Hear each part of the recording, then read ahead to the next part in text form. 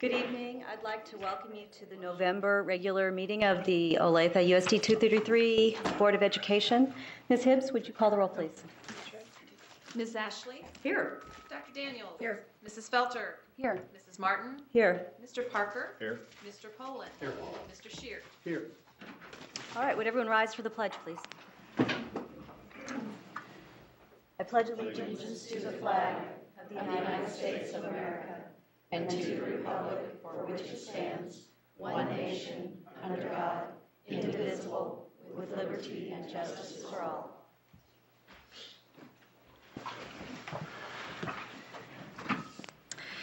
Okay, Mr. Parker has asked that we make it quick so he can get home to the CMAs tonight. And Dr. Daniels had to ask what the CMA was. Sorry. Actually, it was the Chiefs. Okay.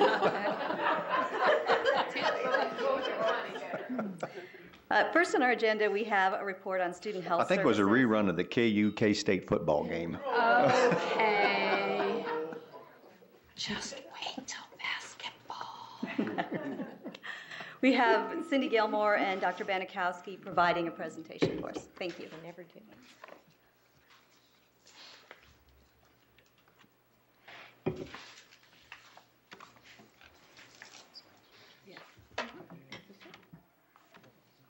Thank you very much.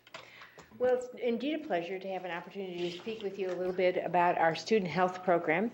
You might remember that last month we provided you a written report, kind of an executive summary annual report of last year's student health services, and we were requested to actually bring that back as a PowerPoint so that we could also be sharing that with our community at large. So we're going to be providing you that information this evening. As you think about school nurses, not working there.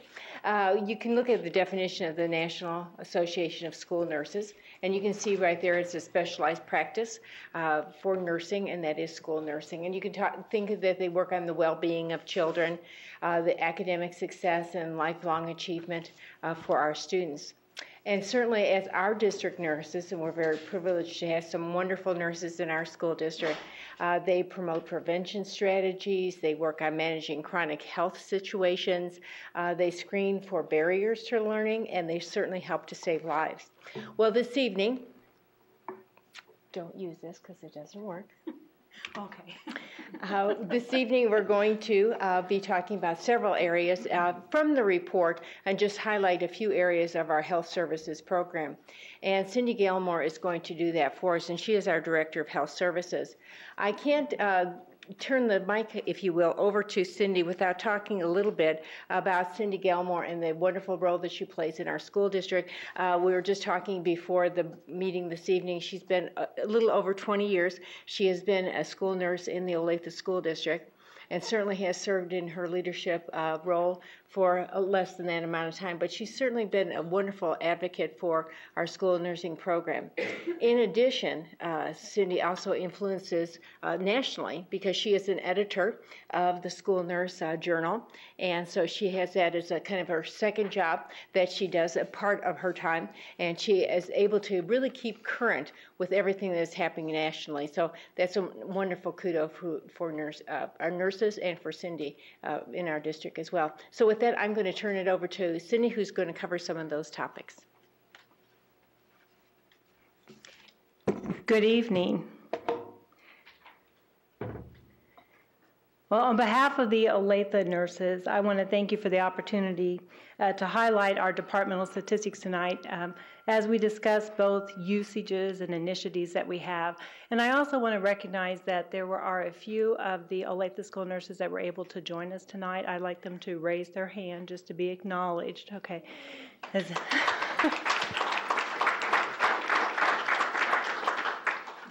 As I have the honor of speaking, but daily they do the hard work, so I wanted to recognize them. Well, we're going to start with just reflecting on how busy our health rooms are, and this very first slide shows you the total number of health room visits for different years in our district, starting with last school year with 2012 at the top. And you would reasonably expect that as our enrollment increases, the number of visits to the health room would increase as well. But you can notice that some years we have a fairly dramatic increase in health room visits, and last year was one of those years. And to break that down for you a little bit, I can tell you that 20,000 of those additional visits were medication visits, that our medications went up by that much. But again, that doesn't account for all of it. I also think it's very interesting to note that 87% of our student body visits a health room at least one time during the school year. And that does not include the hearing and vision screening that's done for our students. And another thing that's very important for you to know is that 16% of those visits, we track this too, 16% resulted in a parent contact. So the school nurse is very busy as a liaison back to the parents regarding health concerns they see and working with families to help provide solutions to those problems. And those are just, I think, highlight some of the very important parts about that. We also track and we try very hard to keep students at school who can stay at school. And so about 96% of those students were returned to the classroom and were not sent home. We can break that down a little bit more interestingly for you by using a pie chart and talking to you about why do students come to the health room.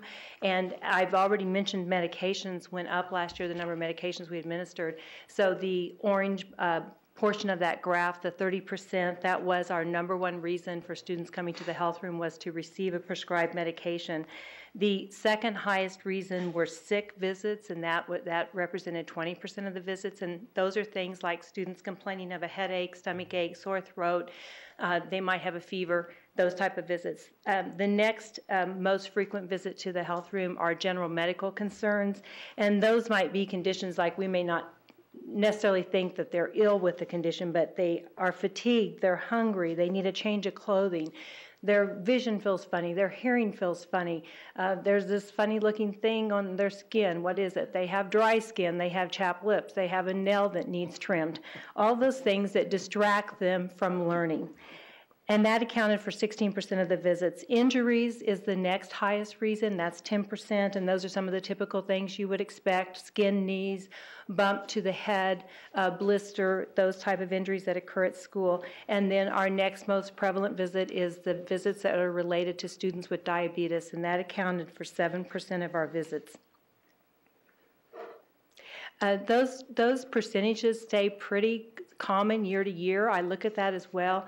And our medications did go up from being 26% of the visits a year prior, and our illness visits, our sick visits, were 23% the year prior. So medication was the big change that we noticed last year.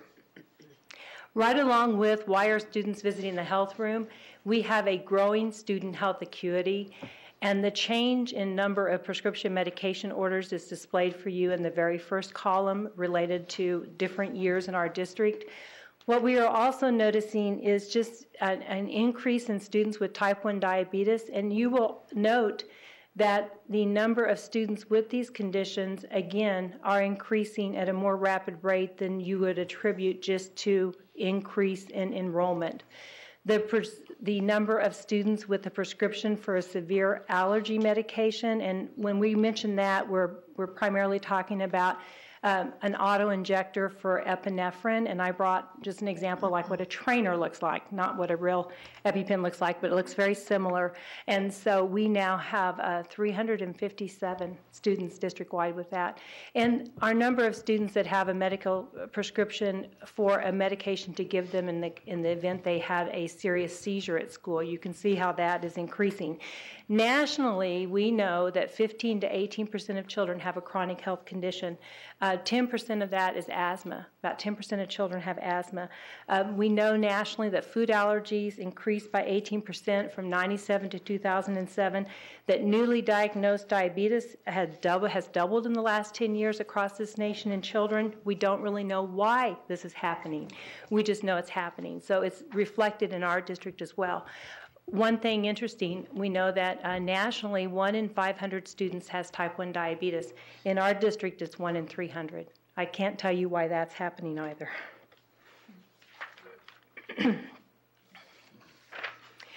Moving on to another subject that our school nurses work very, very hard on is the state requirement for immunization compliance for students that attend school. The Kansas Department of Health and Environment does a retro study of kindergartners, and according to their retro study, in Johnson County, only 90%, and I shouldn't maybe say only, but 90% of children are fully up to date when they enter into school. So what does that mean? That means 10% are not. Well, our nurses work very, very hard with all the children being admitted into our school district, and our policy allows them to be in school if they have at least received one of each vaccine series, but they must be fully compliant by January, the first day of second semester. So with all the work the school nurses are doing, we bring that compliance up to 99% when we get to second semester. We are increasingly concerned about the number of parents, and this is happening statewide, that are becoming more fearful of vaccines, and so they're opting for religious exemption to vaccination. And again, the experts state nationally that once you have 1% or higher percentage of your population not vaccinated, you're at increased risk for disease outbreak. Currently in our county for the last 2 years, we have been in a pertussis outbreak, a whooping cough outbreak, and so that's something that the school nurses are closely monitoring and looking for students with signs and symptoms of pertussis. And then if in the event we do have disease outbreak, there are certain things we work with the health department and have to put into place to try to protect everyone and keep everybody safe. We are in our third year of collaboration in talking about immunizations with the Kansas Immunization Registry, where we offer kindergarten parents the opportunity to put their child's immunization with their signed written consent into a state registry so their immunizations will never be lost.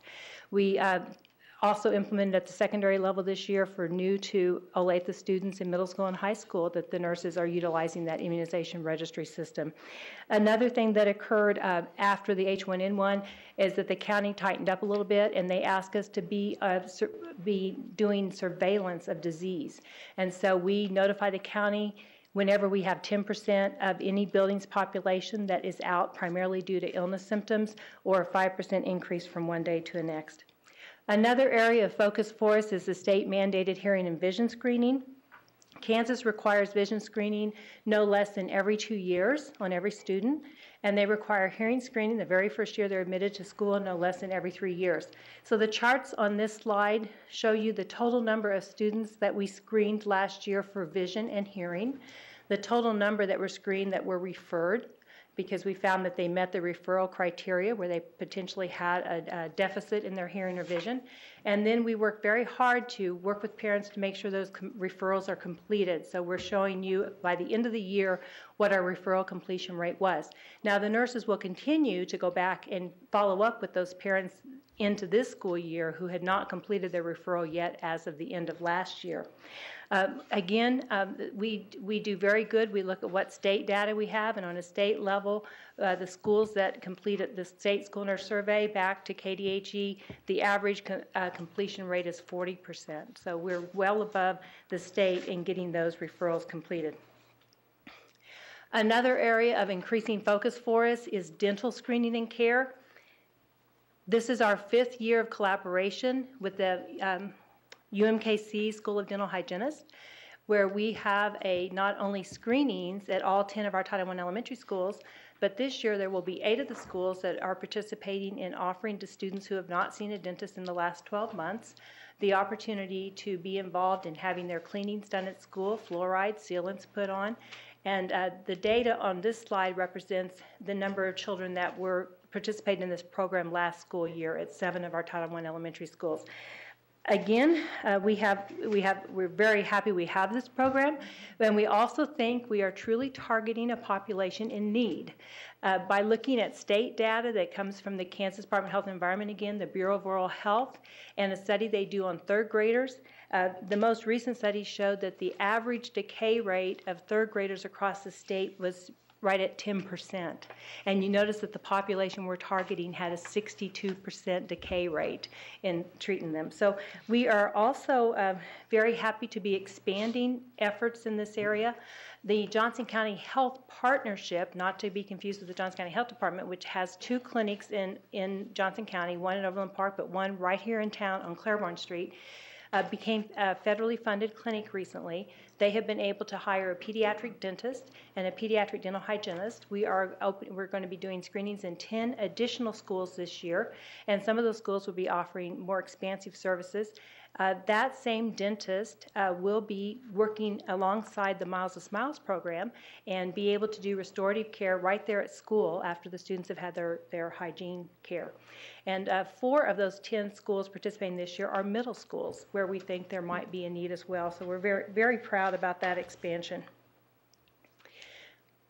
Continuing with that subject of how we assist families to access health care and supplies, I cannot take credit for this, but my predecessor, Peggy Barron, and we're not exactly sure when this fund was started, but it was originally her idea to have a fund of donated money to assist students with health care needs. And so we have just continued the operation of this fund. This chart shows you the number of students that have accessed this fund, dipsticked for about the last 6 years. You'll notice that just right along with the realization of the economic needs in our country, you'll see that the usage of that fund went up and slightly decreasing a little bit last year. This chart continues to talk about that fund. According to the guidelines of the fund, we can help a student in need up to $300 a year per student. We help with things like a visit to the urgent care clinic if they have no medical insurance and we feel they might have, for example, strep throat, need to go be seen. We help to pay for the medication that might be prescribed. We help with health supplies that might be needed for things like helping those students complete those vision and hearing referrals. There are 3 things that are displayed on this chart for you, all represented in a dollar amount. The very first bar graph shows the usage in dollars per year, so you see that same spike in 2010 when we helped the most students. Excuse me. The second chart shows our donations, and I mentioned this is all donated money, no public fund dollars here, but all donated. And you can notice how we got a little bit concerned about 6 years ago because our usage was far out, it was growing much further than our donations. And we've been able to work with the foundation to allow contributions through the foundation to this fund, and that has greatly helped our donations and also helped our ending balance. So we're very happy with that effort as well. Multiple programs and trainings are needed to facilitate a safe environment, and I know you're all aware of that. So an area that our department is also responsible for is providing CPR and first aid training for our staff. Over 40 of our employees in our district are actually American Heart CPR first aid instructors. We maintain a minimum number of employees and coaches trained per building. Certification is required every 2 years. So on this slide, I've depicted the last 2 years for you, and I'm very happy to see numbers again going in the right direction. We went from 348 to 417 staff members trained in first aid last year, and from 672 to 797 trained in CPR AED. We also know that you had some interest in us talking to you about calling 911. And we refer, that training that I referenced, the American Heart training, in the first aid book and in their CPR book, they give us the guidelines that our policy says, our school policy says we follow of when we call 911. And there's 10 just pretty simple guidelines of when you call. And for example, if someone becomes unconscious, you should call 911. If someone has chest pain or discomfort, you should call 911. If someone has signs of a stroke, if someone has trouble breathing, if someone cannot move a part of the body. So they're just the very general basics of when you call 911. Another very important thing for you to realize, and that we have always been very grateful about, is that Johnson County MEDAC, our local responder, does not charge if they do not transport. So they come on the scene, they can provide treatment to the student, like a breathing treatment if they were having trouble breathing, and if they do not need to transport, there's no charge. Of course, our staff and also the parents, once they arrive, can refuse transport if they want to, and again, there's no charge.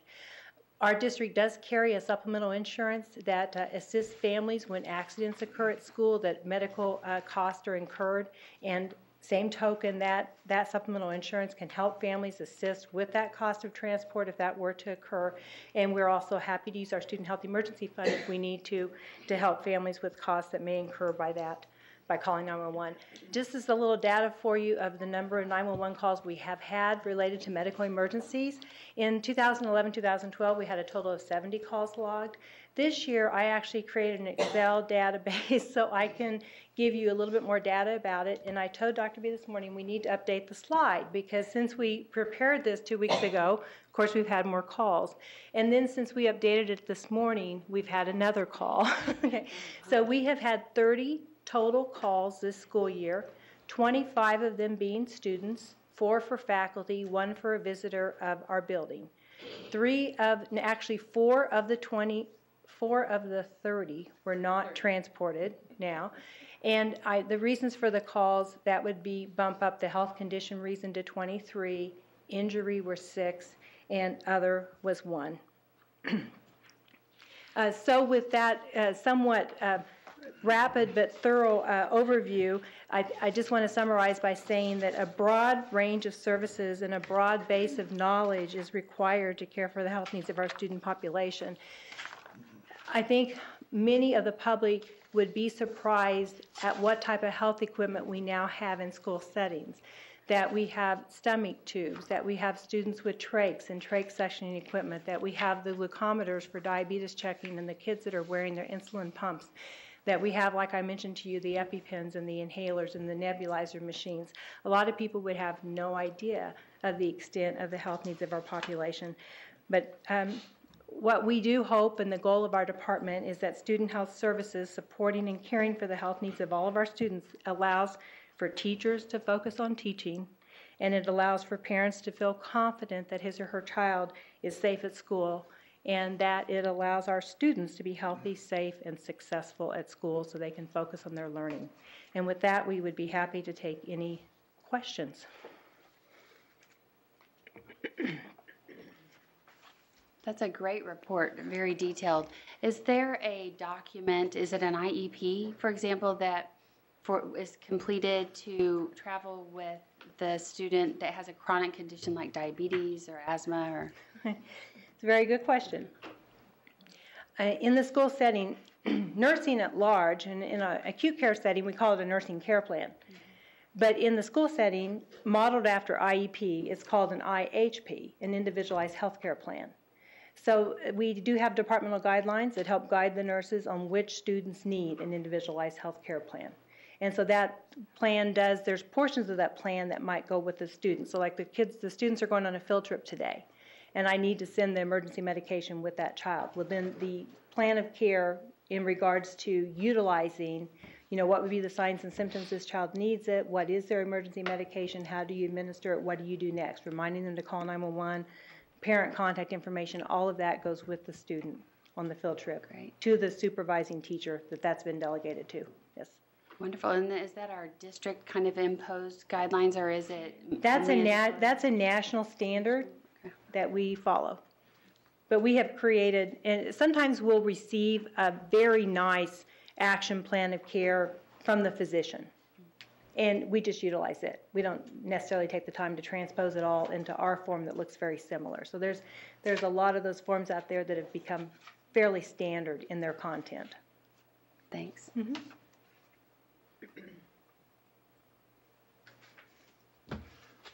I had a few questions. Yes.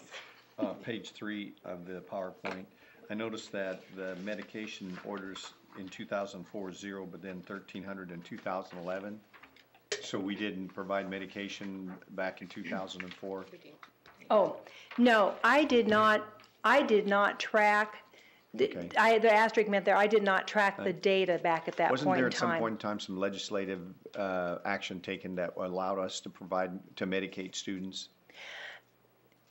Through the Nurse Practice Act, we've always had that ability, but there has been legislation about students being able to self-carry I see. their inhalers and their EpiPens. So you might remember that legislation. I noticed during your presentation that immunization compliance is state mandated, Yes, and hearing and vision screening is state mandated. yes.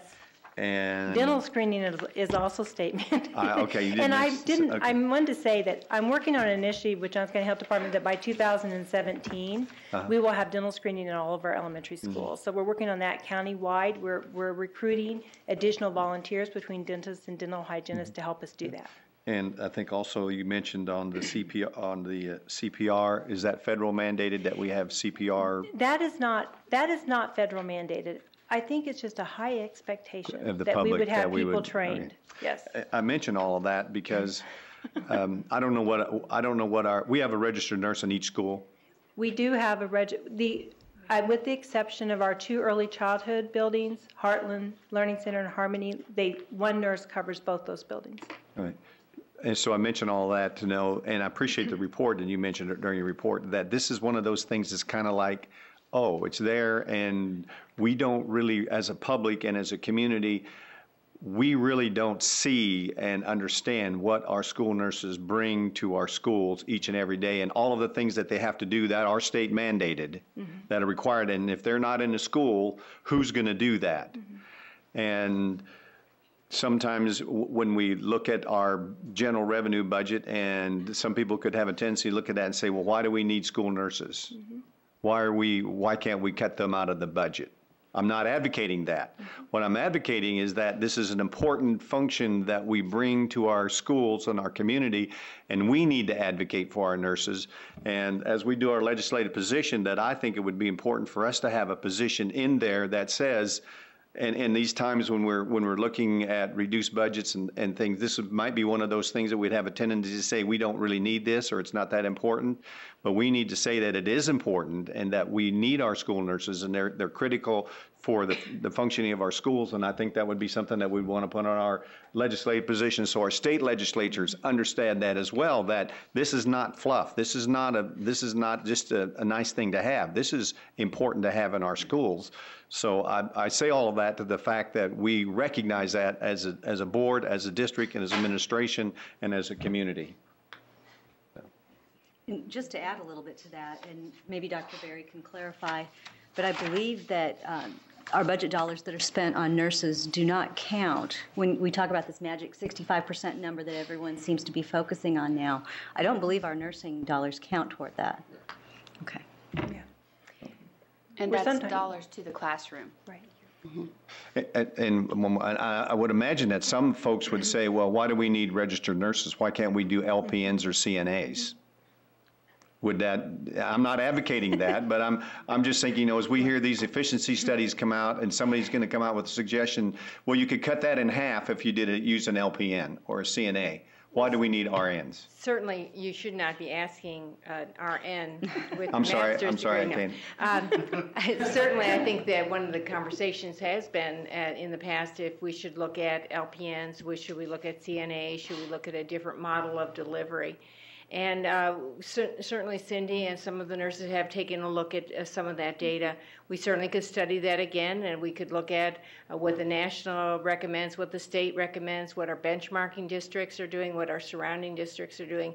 We could provide that information.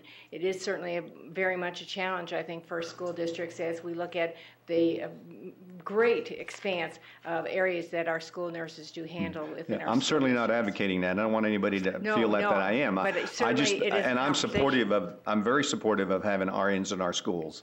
But by the same token, there could be some other folks who would say, why are you doing that, and have you looked at other options? And I think we need to be able to say, yes, we have, and this is why we're doing what we're doing.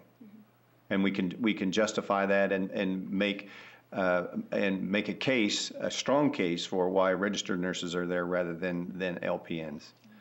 In this day and age, you just don't know what's going to happen next. So I think we should be prepared for that. For sure. And that's why I asked for this report, because I believe it is really important for our community to understand this, and that when we start talking about our school nurses, they're important, critically important to the success of our students. Thank you. Cindy, are there students in our buildings who require 24-hour nursing care? Yes.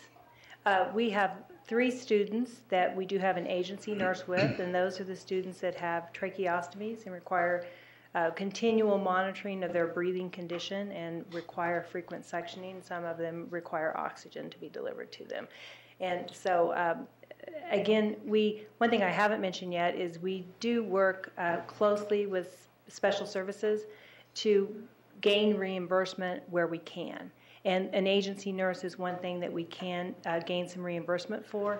And depending on if the student is also on Medicaid, we can receive some Medicaid dollars for that as well. So we work both to receive some special education dollars where we can and some Medicaid dollars where we can. And we have one other student that's being cared for by a paramedic at school. So there's 4 students total. Okay, thank you. So those students have someone with them all the time? Yes. And when you say an agency nurse, that's someone who's not an employee of the district? Right. It's a contract through special services because typically these children receive 24-hour nursing care around the clock. And what's worked the best for us is to contract with the same agency providing that care at home. So whatever nurse is on duty when it's time for that child to board the bus comes with that student to school, stays with that student at school, goes home. Okay. Yeah. All right. Is that all? Thank you very much. All right, I would like to welcome Mr. Kalen Kendall, the Olathe NEA District Representative, who has a presentation, I believe, on American Education Week.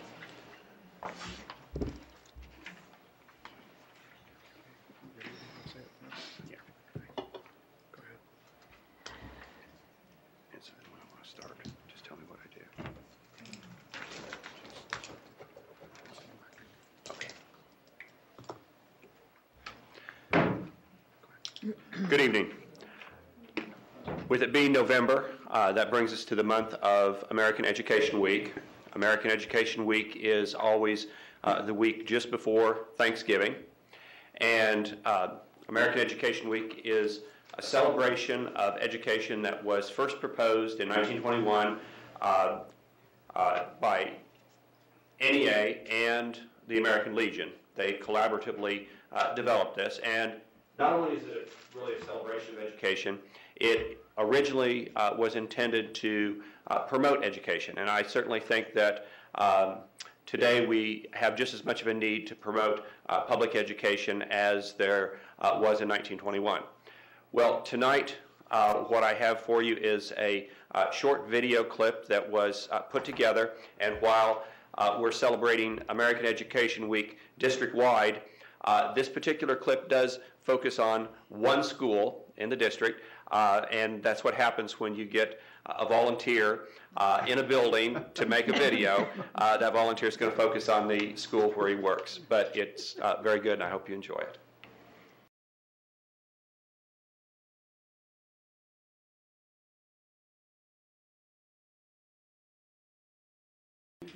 Well, I hope you enjoyed that, and there are American Education Week activities going on in buildings all across the district. Thank you. Thank you. Thank you.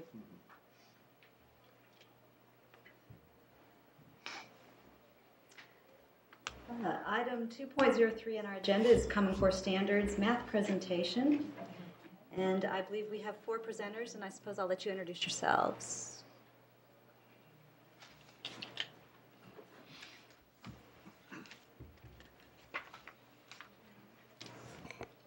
Good evening.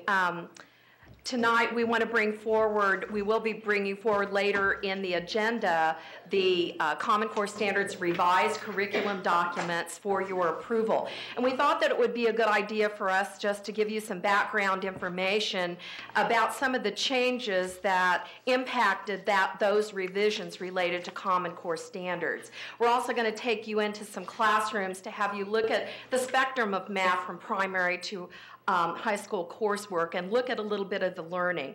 I'm going to collaborate with our learning leadership team in mathematics tonight. Nancy Hughes facilitates K through 8, and Julie Niddle facilitates our coursework in 9-12. So first, let's review a little bit about our Common Core Standards and our curriculum document, if you will, the role that it plays. We've always referred to our curriculum document in the district as the roadmap, kind of laying out that sort of outline of those essential skills and learning targets. All the time, teachers know, where are we going? Answers that question. What will students be able to know and be able to do as a result of our learning? Our curriculum document guides that planning and that thinking, and that document also is the source of our alignment for resource selection, assessment development, and also teaching and instructional best practices. So with that little peek of review on the curriculum document, let's now head into information that will be helpful to you, that really gives you the key highlight focus areas to expect in looking at the implementation of our Common Core standards. Nancy. Thank you. Well, what is a math proficient? What does it mean to be a math proficient student? It is much more than preparing a student for a career in mathematics. It is to prepare all students for a dream career they might have, whether it's in art, whether it's in writing, whether it's in music, engineering, or in medicine. We are preparing our students to be globally competitive. To be mathematically proficient, our students will have not only a deeper mathematic understanding, but also a love of mathematics. You will hear some of these recurring themes as we go through these following slides. Well, let's take a look at students in the process of learning math in our K through 12 classrooms.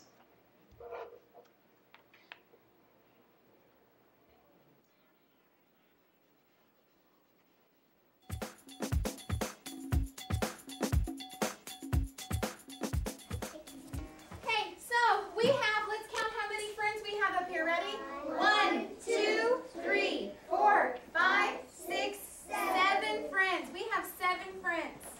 Now, if I have one of my friends sit down, have a seat. So we had 7. Now I have 1 less than 7 is 6. Listen to my question. 1 less then 7 is 6. Let's count. 1, 2, 3, 4, 5, 6. Listen to my question. 1 less than 7 is 6. 6. Very good. Okay, Kiara, go back to your seat. Okay, listen to my next question. Have a seat. 1 less than 6 is 5. Let's make sure. Ready? 1, 2, 3, 4, 5. You're right. The secret number is greater than 22.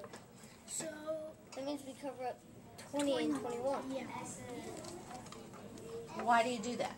Because the clue said it's greater than 22, and 22 is will be after 20 and 21.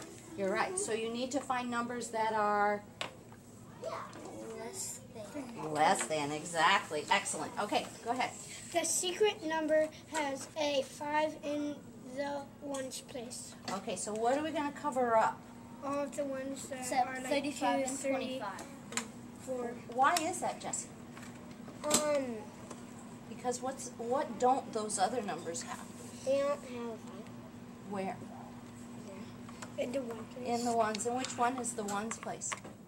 The second one. Yeah, the second number in those numbers. Okay, go ahead and cover those up. The secret number is less than 34. Less than 34. So it must be Which one of those is less than?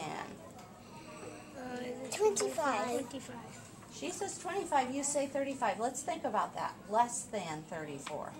Less than means it is bigger or smaller? It's got to be 25. It's gotta be why? Tell me why. Prove it. 4 people share $108 equally? Okay, heads together and talk about this. Use your money.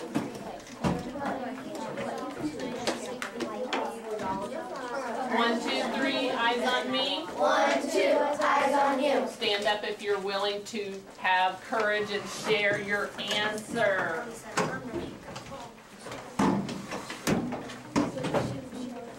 So the question today is, how do you find fractional parts of a whole when the groups have different What fraction of goals? the goal did each class and the teachers reach after day 10 of the fundraiser? Well, we find that out by using fractions, like trying to get the fractions of their goals from this without them telling you what They reached. Yeah, like what they. So here's my question. Why is the measure of angle 2 plus the measure of angle 3 equal to 180, not the linear pair theorem? What does the linear pair theorem say, and what should we have?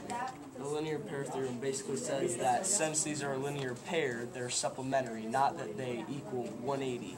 That's the definition of supplementary angles. Okay, so, but why did we have to go through here and add the m's? Because it's the measure of the angles that equal 180, not the angles themselves. So we have to have the m's to talk about the degree measure and the angles. If there's no m, it's just the angle. Okay, awesome. Is there anything else you're seeing? Make sure you're looking all the way through it. The sum of the products of consecutive entries in row I for matrix A. So row I. Yeah. And now what do we do? 4 times 3 plus 5 times -2. So 4 and then 5. Okay. And then wouldn't it be like right, since that's the second entry, wouldn't it be right here, like technically? Because I did that on my notes too and I kind of messed up. But then I saw this. Y equals x squared. Y equals negative x squared. Y equals x cubed. The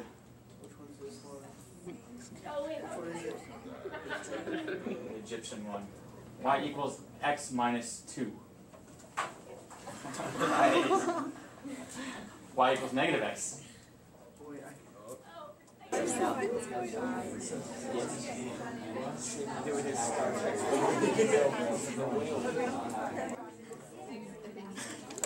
Negative 1 and 1, which is the max and which is the min. It is there. Yeah. Ones and x. So it means the last one's also decreasing. How do you know it's not max? Because they're all positive, like it doesn't change. We're going to have an open top cylinder. You get to pick what the radius is and what the height is. But I want the volume to be 1,000 cubic centimeters. Then for the H, we need 2RH. H to give us around there, so 2RH. DH?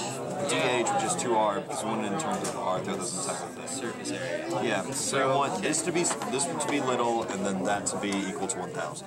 So or that number necessarily have 5 value when this okay. Is, so we have R equals, okay, so that equals, okay. What is R squared? So we have pi R squared plus pi D, so we can factor out an R. Let's give this.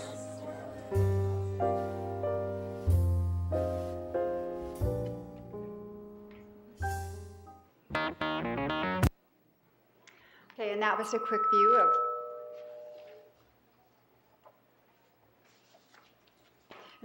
view of mathematics from kindergarten through 12th grade. And notice the content as it changed from grade to grade.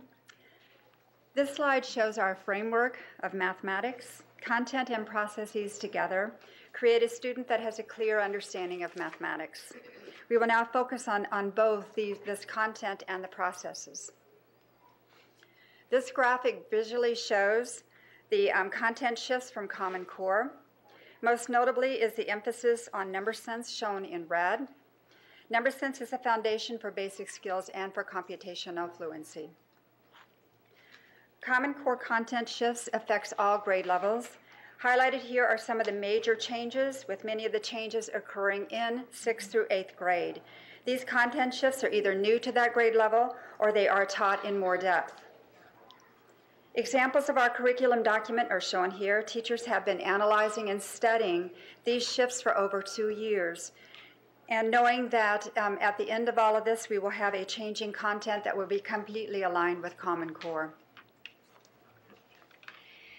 In addition to the shifts in the content standards, the math practice standards that you see listed here have moved to the forefront in importance in our Common Core State Standards document.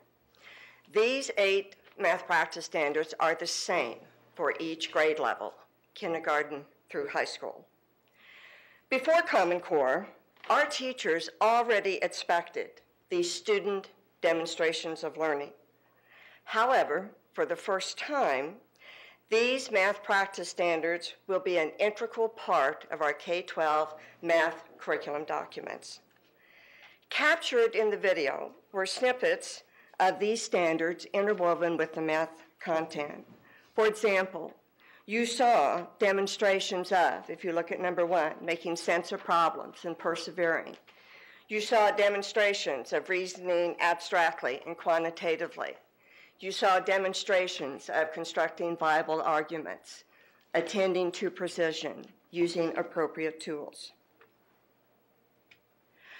We know that effective instruction is the third critical piece to the success of the Common Core Math Standards. Excellent teaching, along with the content standards and the math practice standards, lead to mathematically proficient students. Since October of 2010, when the Common Core Standards were adopted by the state of Kansas, we have been actively engaged in a series of activities in preparation for the successful implementation of the standards. In 2011, the Envision math program for grades K through 5 was adopted, and this program is tightly aligned with the Common Core Standards. Last spring and summer, there were grade level committees who developed the math curriculum documents, which we present tonight for your review and approval.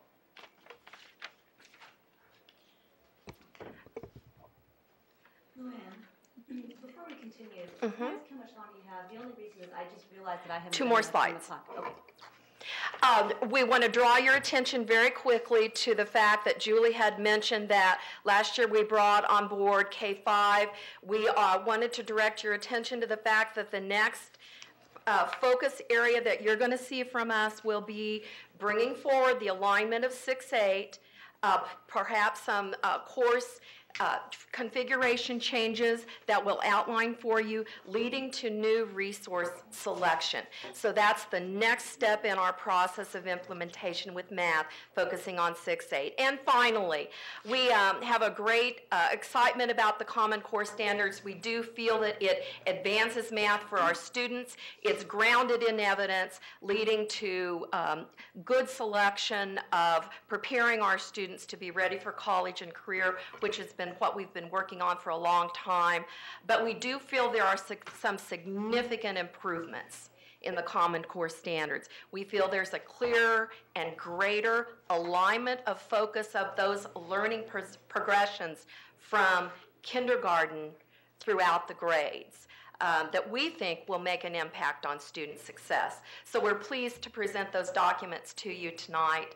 Any other questions that you may have about Common Core Standards, we'd be glad to address at any time. Thank you.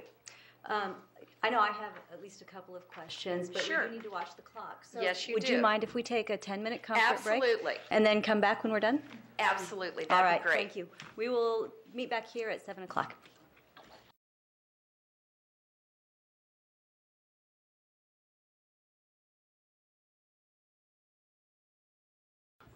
I'd like to welcome everybody back, and we have some new guests, and I believe that Maggie Cole will start us off with our awards and recognition portion of the meeting. Oh, and she's going to be assisted today by Mr. Scheer. And Dr. Berry. And Dr. Berry. Good evening. We have numerous recognitions tonight. I'd like to welcome all of our distinguished guests. We're going to begin our recognitions tonight with a business partner that is very near and dear to our hearts, the Olathe Public Schools Foundation. I'd like to ask Heather Schoonover from Community Development to come forward to help with this recognition. The Olathe Public Schools Foundation was founded in 1997 and is a nonprofit, volunteer-based organization that provides grants, scholarships, and recognitions for the teachers and students of our district. The board consists of 24 community members who volunteer their time, talents, and resources to serve Olathe education. Under their leadership, Olathe staff have been awarded the Educator Excellence Award, and most recently, they have launched the Classified Staff Service Award. Since 1998, students have been receiving scholarships, Wimmer Care Fund support in times of need, and the all fund dollars for avid lifetime learners. This past August, the foundation once again met the need of fulfilling backpacks and supplies for students in need at the back-to-school outreach, in addition to specific school requests. The foundation also funded the district's initiative to bring Rachel's Challenge to every middle and high school in the district. Through special events such as the annual breakfast or golf tournament, as well as state and community donations, the foundation continues to raise the bar in funding support to the Olathe Public Schools. More than $453,000 was donated to district programs last year, which is an increase of $100,000 from the year before. It is our honor to express sincere appreciation for years of consistent financial and volunteer dedication to the Olathe Public Schools. I'd like to ask Cindy Von Felt, Executive Director of the Foundation, Shannon Wycliffe, Foundation Board President, and board members Dave Ranke, Desiree George, Kristen Schultz, and Gary Ulmer to come forward and be recognized.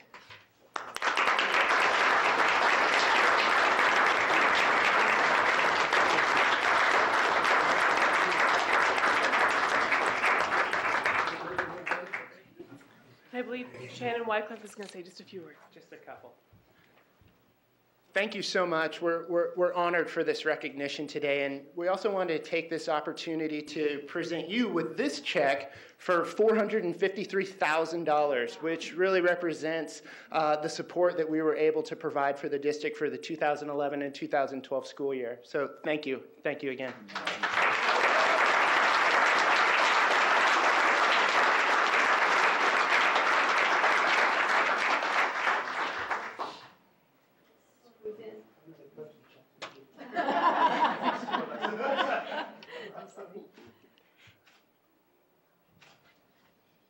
And thank you for all you do. Thank you.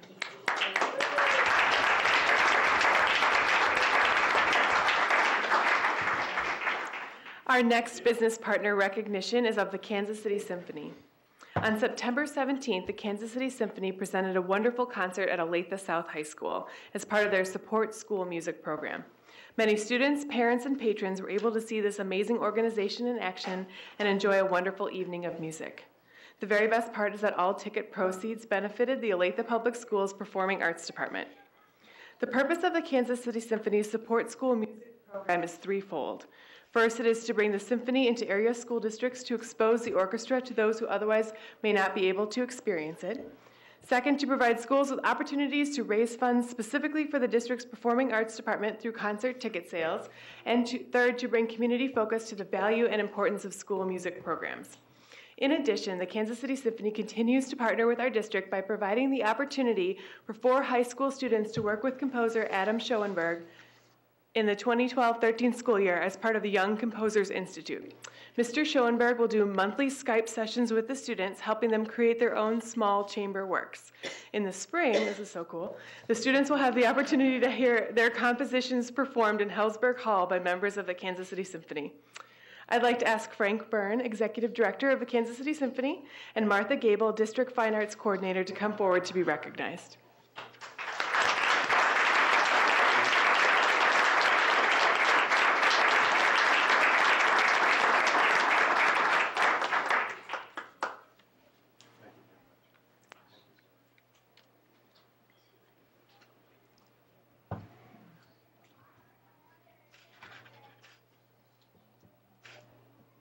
And thank you to the Kansas City Symphony for the amazing opportunities you provide students in the Olathe Public Schools. Thank you very much.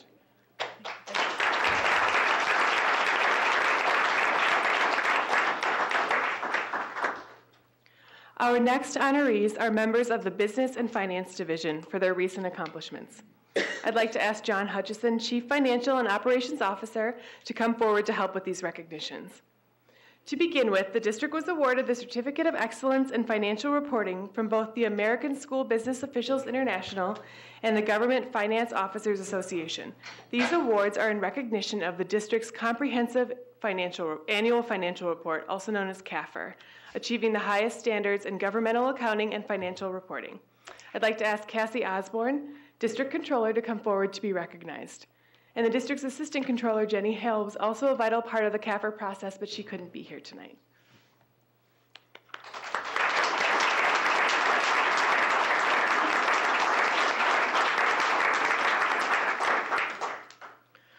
In addition to these budget honors, the Accounts Payable Group also was recently recognized by Disbursement Review, LLC. This external organization conducted an independent transaction review to identify and recover supplier overpayments and underdeductions that occurred from July 1st, 2009 through June 30th, 2011. For this 2-year period, the group received an accuracy rate of 99.998%. Thanks to the Accounts Payable staff for this incredible achievement. And we'd like to bring up Sarah Alt, Accounts Payable Manager, Tammy Joyce, and Carol Brickelmeyer, Accounts Payable Specialists.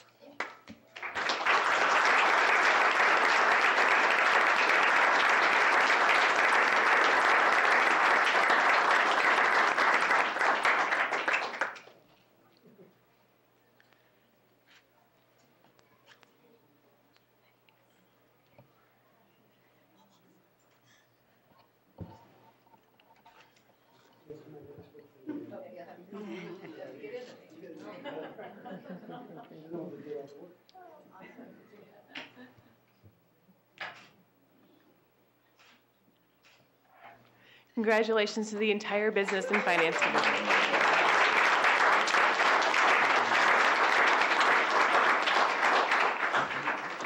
Our next recognition tonight is of Edward Hensley, Automotive Technology Instructor at Mill Creek Center.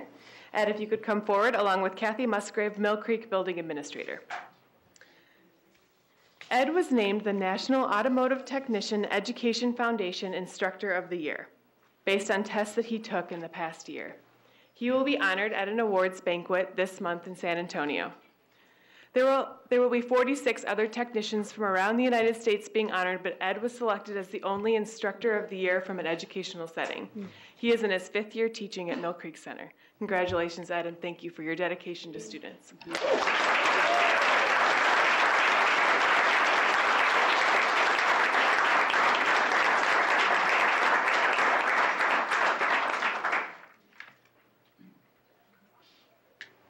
And Ed, is your family here tonight? We'd love for them to stand and be recognized as well.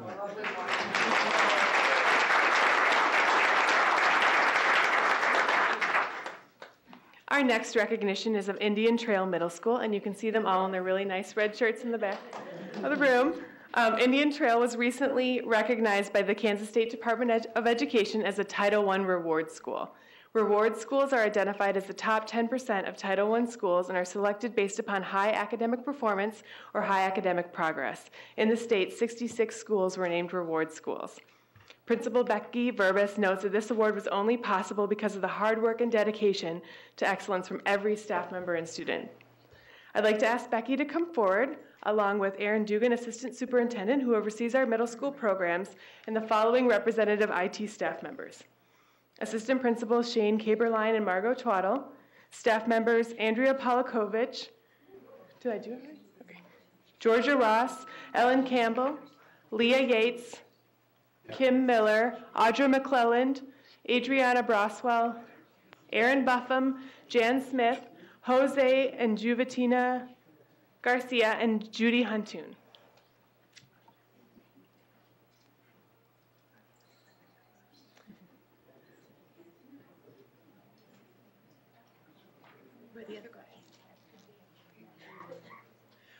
Absolutely. Actually, we'd like to have all of our Indian Trail staff.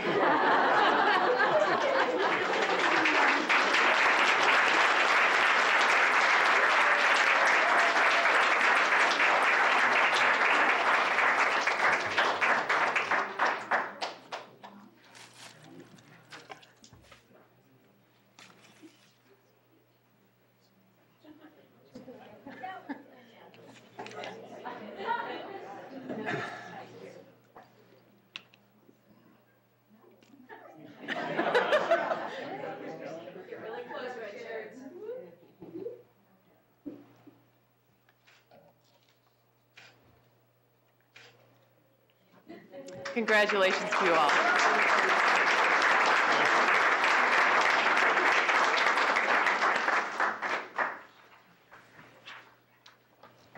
And for our final honor this evening, we have a very special person we'd like to recognize.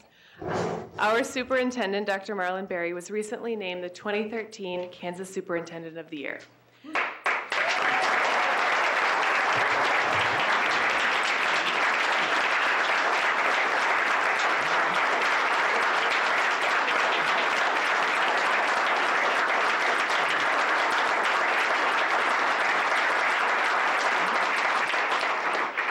Candidates for Superintendent of the Year are assessed according to their professionalism, communication, community involvement, and leadership in meeting the needs of students. He will now be in the running for National Superintendent of the Year. And Dr. Berry is quick to note that his successes wouldn't be possible without the outstanding staff and students of the Olathe Public Schools, the amazing support of the Board of Education and community. But tonight, we are proud to recognize him for his leadership and all that he does for the Olathe Public Schools. I'd like to ask Leetta Felter, who was one of Dr. Berry's nominators, to come forward to say a few words and present him with a small token of our appreciation. And I'd also like to ask the entire board to come forward to help with this recognition.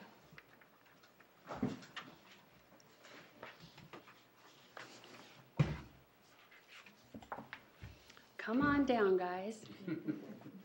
When we told Dr. Berry that we wanted to recognize him tonight for this incredible honor, it quickly became obvious that he was not comfortable about being singled out for this privilege because he believes that recognition of the sort is reflection of how many wonderful people we have on our school district. So, since he plays things pretty close to the chest and doesn't go around kind of hot dogging it, I thought to myself, well, we need to put him at ease and get rid of his discomfort with this entire situation, so I might do something different.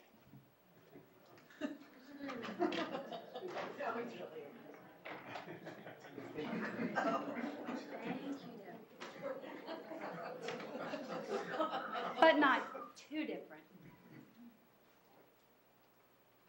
So, we've got right here one of the decision makers of the judges who went through all the applications for the nomination for Kansas Superintendent of the Year. Sir, I would like to thank you for selecting our superintendent for this outstanding acknowledgement of his superb leadership on our district. Yes. Well, we completely agree.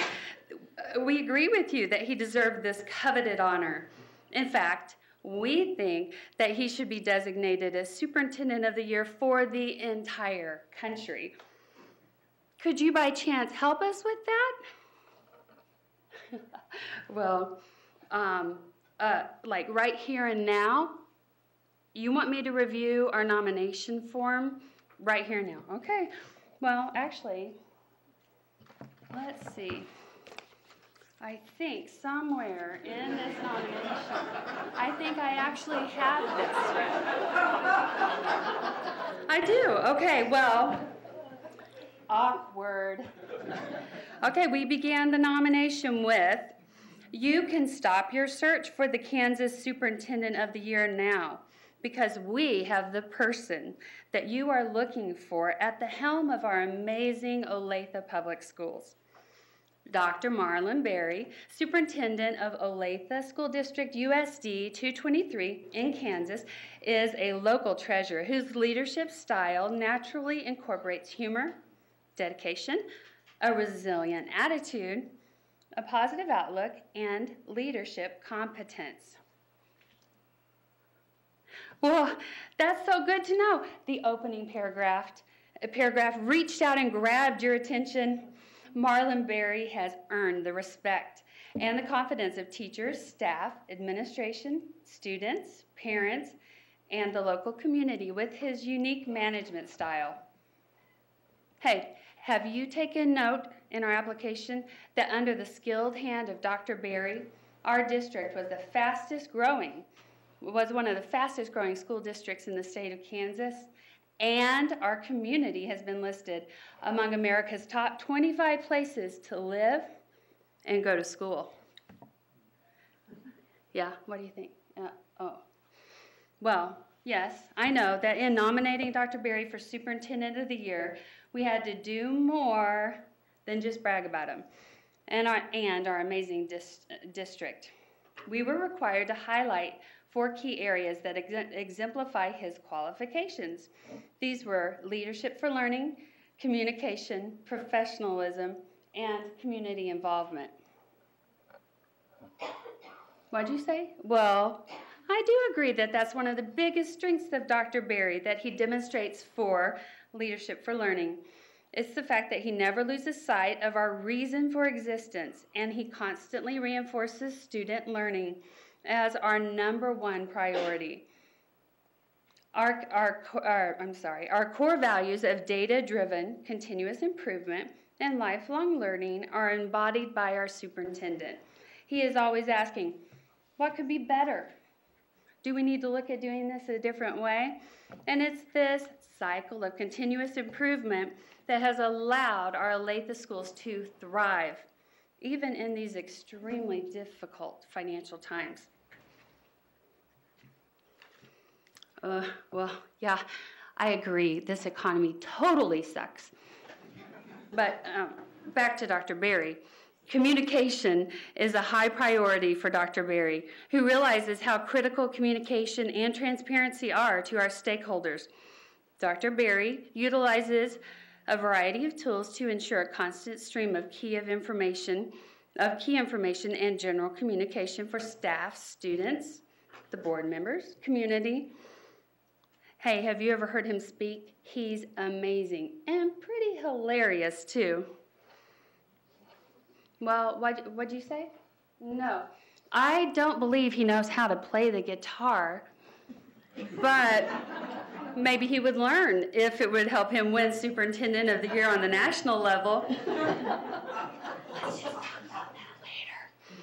About professionalism, Marlon Berry believes in a continual improvement.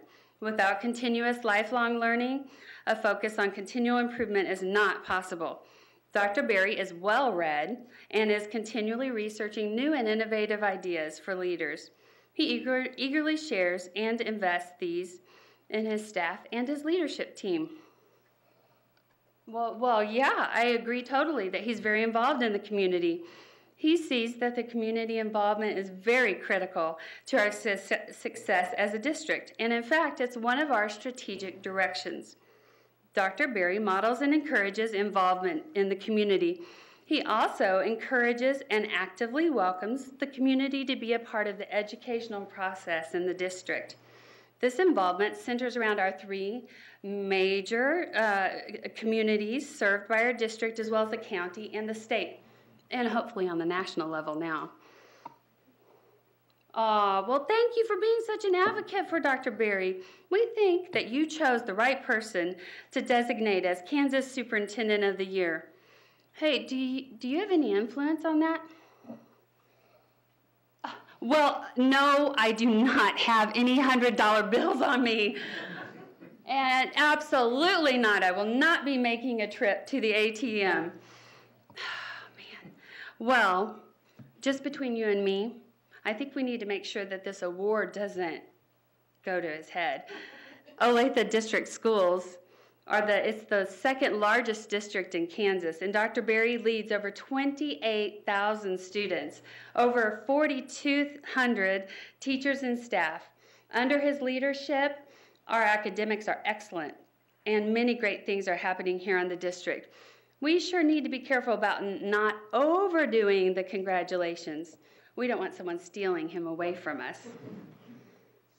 So, what'd you say? Well, yeah, awesome. I am so glad that you are an official fan of Dr. Marlon Berry.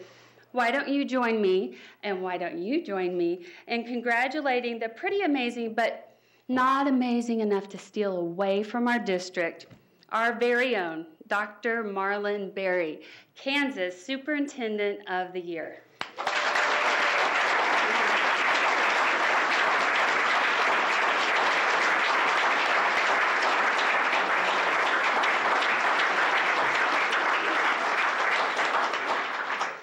We are so proud of you. Mike, do you want to hand him the certificate?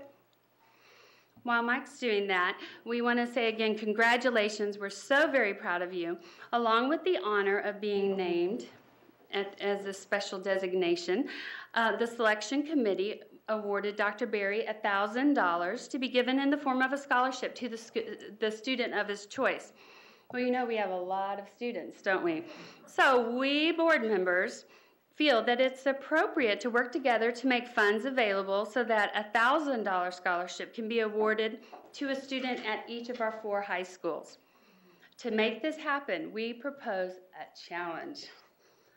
The board members have personally pledged $1,500 of our own money to match the first $1,500 given by others to a fund established in Dr. Berry's name. If our challenge raises $3,000, it can be coupled with the $1,000 and cover all the schools, the high schools. So we are very excited to roll this out.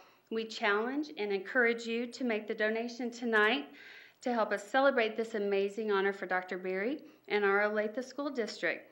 All contributions towards this challenge can be made out to Olathe Public School Foundation. Cindy Von Felt, the executive director, is present tonight conveniently. You can write a check to her if you want. And Cindy, wave at everybody so we know they know who you are. Or you may mail your contribution to care of the foundation for the Dr. Marlon Berry Superintendent of the Year Fund. Congratulations.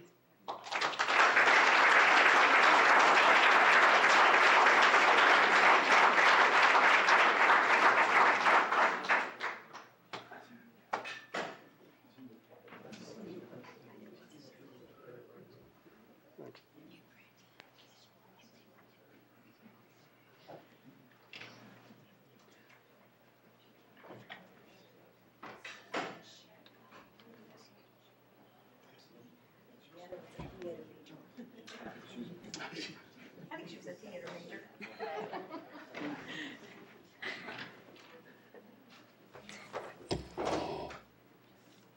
And Dr. Berry, to think that I gave her that assignment yesterday at about 4 o'clock in the afternoon.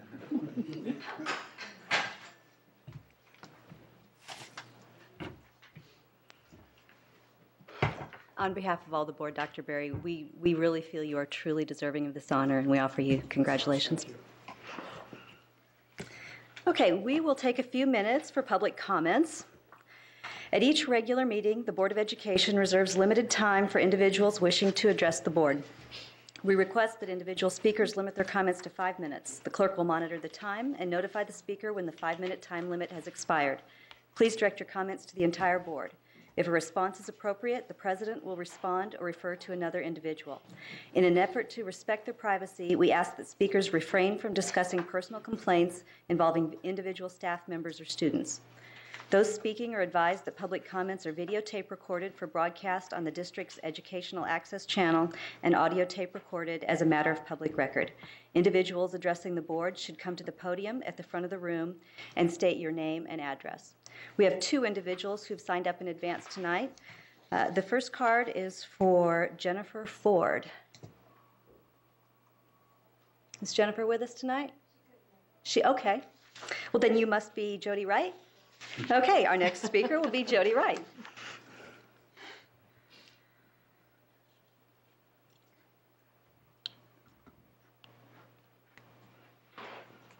Good evening, I'm Jody Wright. Address is 15706 West 128th Street here in Olathe. I would like to address the possibility of you guys considering an outdoor graduation. I know currently they are held indoors in the gymnasium, which offers limited seating and limited tickets to families. And holding it in outdoor stadiums would offer us to have more access to more people being able to see their children graduate and their families.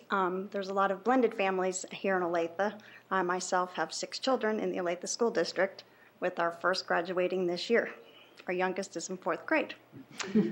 So, and this would also maybe a possibility of maybe doing a Friday night or Saturdays instead of doing a Sunday evening. And then that project graduation, which falls into 3 a.m. on a Monday morning, makes it difficult for working parents and sometimes the working students as well. So we maybe give that opportunity to be on a Saturday night for the children. Sorry, I'm nervous. You're doing great. So anyway, I'd just like to consider that. I know some other school districts, Shawnee Mission holds theirs in an outdoor stadium, and I know Blue Valley does theirs in Kemp Arena, and I'm not trying to offer that. But I know I've talked to some other families that have also would like to see an outdoor graduation as well, and we'd be even willing to purchase tickets if it were to, help with the rental of a stadium or whatever it would take for that. I know our family would be willing to, with having 2 sets of parents and grandparents and siblings. Be unfortunate if they wouldn't be able to see a sibling graduate. But that's kind of where I'm at, and appreciate your time.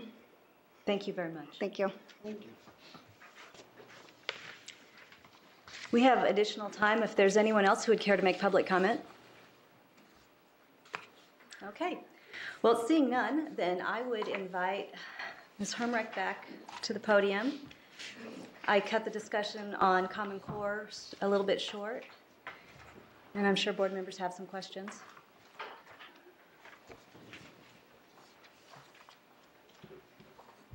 Questions? All right, well, I'll start. I'm very excited about what I've seen tonight and the direction we're going. I'm a little concerned about how we get there because we have a lot of students who are caught in the middle. And so when we grab them in kindergarten and start them on this path, it's one thing. But how do you pick up a 6th grader or an 8th grader and shift them quite a bit into the new standard? Good question. What has been a nice process with this and what has been part of the study process is to look at the places where we have been aligned, which we keep up with current research in math and English language arts and try to use best practices and move forward with alignment with ACT, other sort of notable college career readiness pieces as such. So it will not be a complete new slate for every student.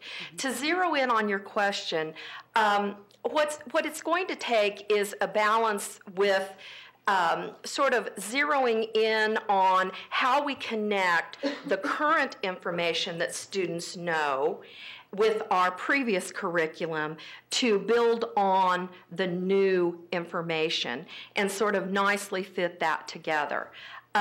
So I think, number one, it's going to be a challenge as we move through the system. But the beautiful part, too, is that we have this window of time where we are beginning to start phasing in and have been phasing in instruction. So as students go through the process, it's a balance of what we already know, how it can be improved and focused a little more into greater depth as such. But you are right, it will be a challenge as we phase through the system. But I do feel like we have enough of a good, firm foundation that it's not going to be totally new for every new student. And are we able to continue using the same textbooks that we already have? Or are we making changes for that? You know, I'm glad you brought that out because one of the nice pieces with where we are in our district and somewhat in the state is, as I mentioned previously when we were together a year ago bringing this out, we are well timed for this initiative. We needed to revise curriculum. We were ready to revise curriculum, and so that fit beautifully. Also, we're in a nice place with text needing to be replaced. As an example, our math program that we brought in last year that was Common Core Standard aligned, we were needing to explore a new math series. Same thing with what I mentioned earlier about texts that we're going to bring forward to you. Those texts are ready for study and revision. So it's been nicely timed for us. I will say the same thing about English language arts when that comes forward. Our current reading texts at the elementary are ready to move into study phase. So we were sort of in the right place at the right time with sort of a natural curriculum cycle blending beautifully. Thank you. That's worked out well. Okay.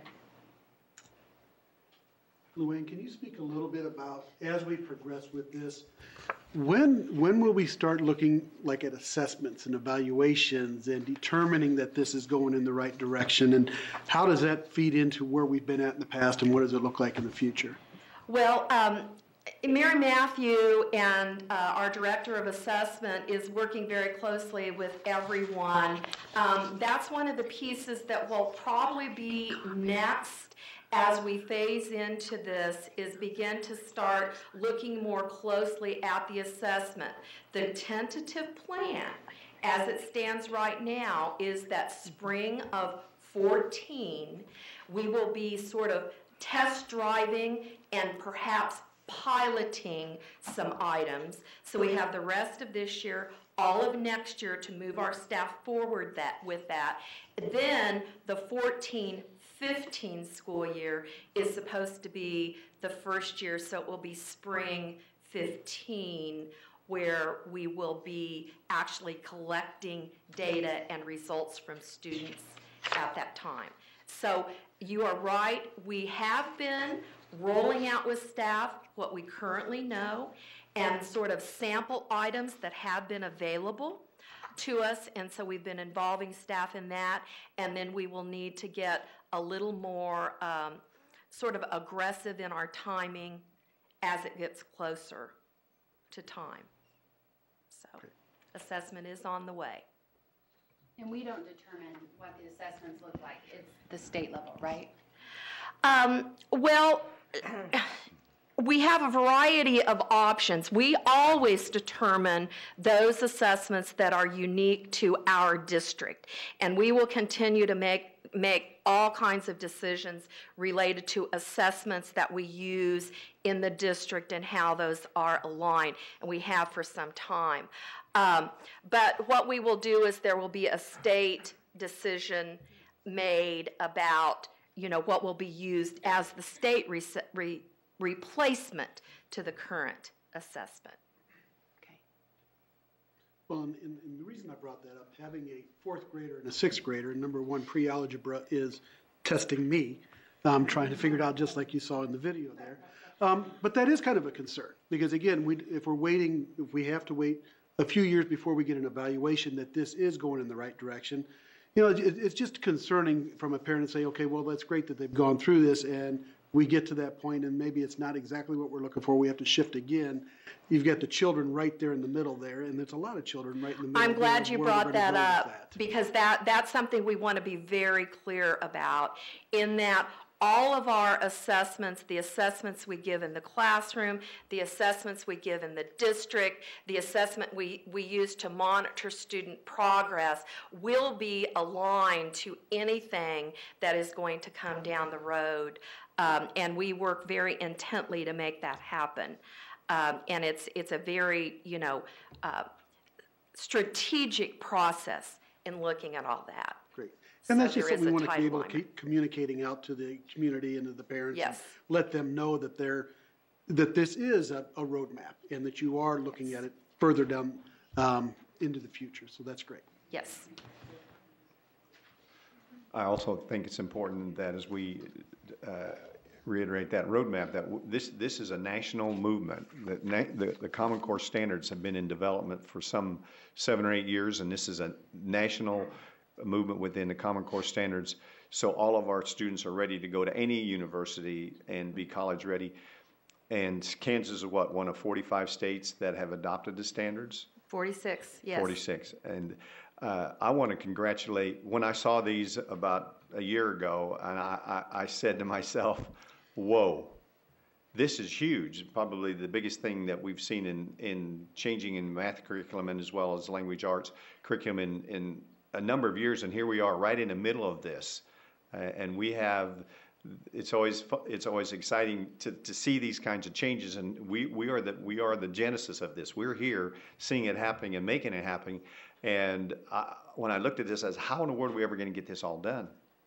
But I see where we've been. We've been on this road map for several years, and I congratulate the district. And I don't know this for a fact, but it just seems to me incomprehensible how a lot of school districts are going to be able to catch up to this. They're just not going to be able to get there because they haven't been there far enough ahead of the curve, so to speak, to get there. So I congratulate our staff because it is a massive, huge undertaking, and our community needs to understand that our staff has been working hard on that. Our teachers are working hard. I was at site council where the presentation was made, and our parents need to understand that this is a big change for our kids, obviously, but it's so important and so critical, and we are well on our way of getting it accomplished. Thank you. I think one of the things that has struck me about this, and having listened to Luann and Dr. Banikowski for many years now as a board member, is that when we grow our own babies from pre-K through high school, we really have control over the curriculum. And the tricky part is when kids come in from other districts within the state, or even more tricky, when they come from another state. And that's the attempt here with the Common Core standards, is so that if a family moves from California or Colorado or New Mexico, or I better go east, Georgia, and they come to Olathe, if they are a part of those Common Core standards, we can hope that they will better acclimate to the high standards that we have. It's not going to happen all at once, and it won't happen for maybe the fourth graders right now, but it's going to happen. And I think I applaud you all at working so incredibly hard to make this successful for our district, and I think ultimately for all districts in our state. Thank you. Any other questions? No question, just a comment. Common Core standards, if I remember right, have been basically brought down to us.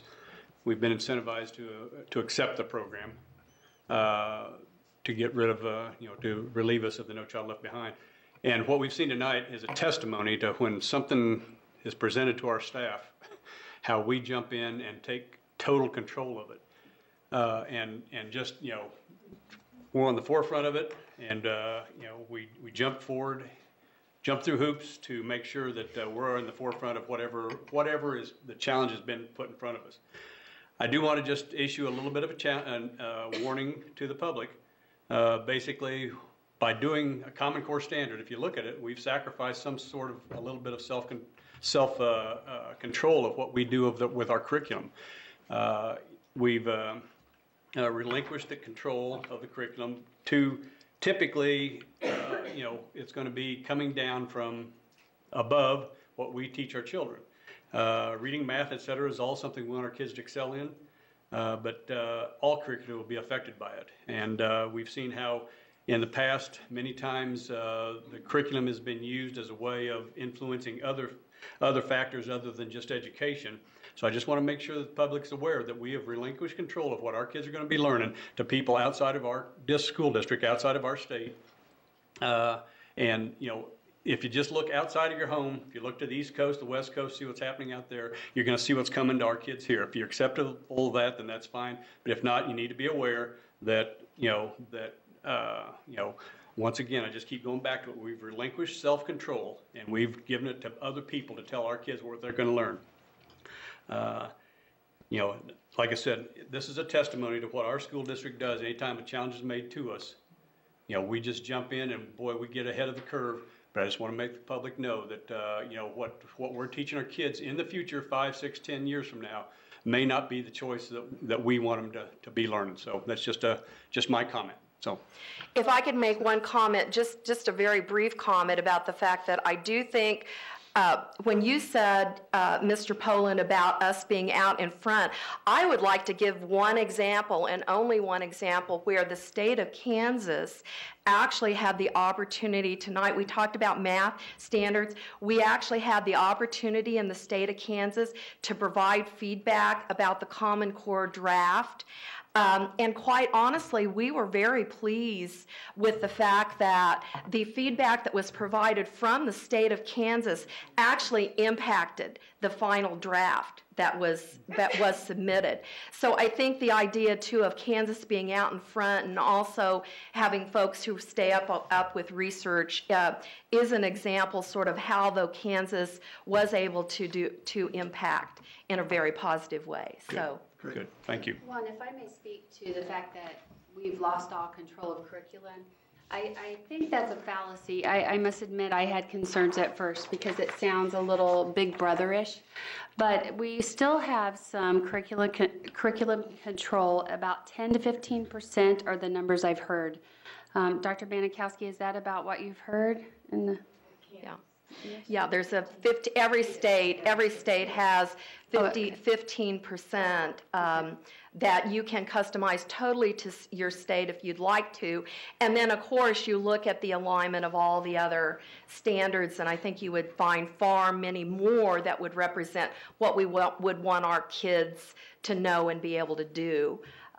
Because quite honestly, a lot of it is based on research we read and research that we support and research that has been available to us for some time, sort of talking about the sort of the impact of where we need to go with future learning. Well, I think kind of some red flags have been that, of course, the big science curriculum has been the last one to come. And I think we here in Olathe always encourage our parents to be involved and keep everything we're already doing on their radar. So I've done enough research to say pretty definitively, at least on the curriculum that's out there, that it really is not a huge change in what we're doing. It's going deeper and maybe how we're doing what we're doing. So we've been teaching great standards to our children and good solid curriculum. This even is more so. Is that correct? Sure. Okay. Absolutely. So thank you, Mr. Poland, for bringing that up, because I do want to encourage parents to plug in on the process. And do you know where we are in the last Common Core Standard block here in Kansas for science? It will be sent out in November for review. This is November. It will be sent out this month for review and collection of information. And so we'll be happy to share. All of our teachers will be informed about how they can provide comments. And then we'll be happy to also let you know when that document is released for review. It's very much in still feedback stage. And if parents wanted to look at it, sure, they could look at it as well. Okay. Thank you. Thank you. And Luann, could you just real briefly, for my benefit, because you hear standards and curriculum tossed around, and there's a difference between the two. And it's my understanding that as a board, we aren't really losing control over which books our kids read or anything like that. It's the standards that are being set for us, but it's still up to our teachers to decide how to get kids to the standards. Oh, absolutely. In fact, we like the roadmap analogy. When you think about there is a destination, which is that essential learning target. It'll take kids longer to get there. Some may need some different sort of approaches in learning. We decide that. We decide what is being used. We decide, when, how the instruction is delivered. Every single point is a decision-making point for teachers. Okay. Absolutely. Absolutely. All right. Any other comments or questions? Then Thank we will you move so along. much. Thank you. The next item on our agenda is our consent agenda. We have 8 items. Are there any individual items that board members would like to pull for discussion or a separate vote? Okay, then seeing none, I would accept a motion. Well, I make a motion to approve consent agenda items numbered 5.01 to 5.08 as presented. I'll second. Okay, Ms. Hibbs, we have a motion by Mr. Scheer, a second by Ms. Felter. Would you call the roll, please? Yes. Ms. Ashley? Yes. Dr. Daniels? Yes. Mrs. Felter? Yes. Mrs. Martin? Yes. Mr. Parker? Yes. Mr. Poland? Yes. Mr. Scheer? Yes. The motion carries. Item 6.01, our library media textbook management software purchase. Are there any questions from board members or comments? Dr. Berry, can you talk a little bit about the bid price on this and then the overall 5-year price on this, and how is that paid, and what is it that we're really looking for here? I'll have Rita Lyon. Okay, thank you. Can you repeat that question again? Okay, so the bid price right now is the $251. Right. However, but the bond can pay for the entire 5 years. I need a better understanding of how do we account for that. Again, looking at the bids, because the $251 is a much higher initial bid than the other that was $145,000, but overall for the 5 year, it's actually less. But we're approving here, if we're doing this, I guess my question is, why are we not looking at the full 5-year bid and approving the 5-year bid versus just the initial 1 year? price. And we certainly will when we get into contract negotiation with the vendor that is awarded this. Typically, with all bids or RFPs of this nature, we ask the vendors to provide us what does it kind of cost us 1 year out for software maintenance, 3 years, 5 years, and when we get into negotiations, then we try and wrap that all into one bundle. We want to look at the initial cost first, but we will definitely look at it over a 5-year plan and hopefully be able to lock in those maintenance agreements for 5 years. As you know, typically maintenance agreements will increase as your enrollment and your staff population increases. I have not found a vendor that would ever go beyond 5 years with that, especially a growing school district like ours. If we could negotiate it out farther than that, then of course we would, but typically they won't do much more than 5 years. And also you have to realize that you're wrapping yourself into that product, and we wouldn't enter into this if we didn't think we were going to keep it for the long haul, but that is something to consider. Okay. But we will definitely go into this looking at getting that software agreement into that base price overall for the next 5 years. Does that answer your question? It does, but just kind of a follow-up to that. So then, if the initial is just the initial is the 251, but overall it's going to be 450 something over the 5 years, does that come back for additional approvals down for the other years, or is that just the maintenance and? That would typically would come into the maintenance agreements. Okay. I brought to you last month all of the service and maintenance agreements that we bring to you annually. That would come up to the board every year at that time. However, if you recall, some of those maintenance agreements that I showed you last month, we had paid for those over 1 year, 2 years, or 3 years. If we can negotiate a price down and get those cheaper, if we get them out over a time period, we certainly will do that. But they come to you every year for approval. And that comes out of the 2007 bond, the additional parts of this? Only the initial. Only what we negotiate into the contract. Okay. If we negotiate for let's say we negotiate for 3 years of maintenance agreements beyond the initial purchase, that will come out of bond. At the end of that 3 years, when we're going into the 4th year, then that's going to have to be factored into our general operating budget. Right. So that's why I was bring that request to go out to that 5 year. We budgeted $500,000. If we get 5 years of 451, let's approve that and get it done. And I understand the negotiation piece of it, but I'd rather it come out of the bond than out of the operating expense in future years. Absolutely. Okay. And if that's the direction that you give me, that's exactly what we'll negotiate. I think that's a good point. Because we lose bargaining position after we've signed that contract. Once they've got a contract with us. And we can always bring the contract back to you for a second approval, a second look, if that's what you choose to do. That would be at the December meeting. But right now, we're asking for approval to move forward with this purchase and enter into a contract stage.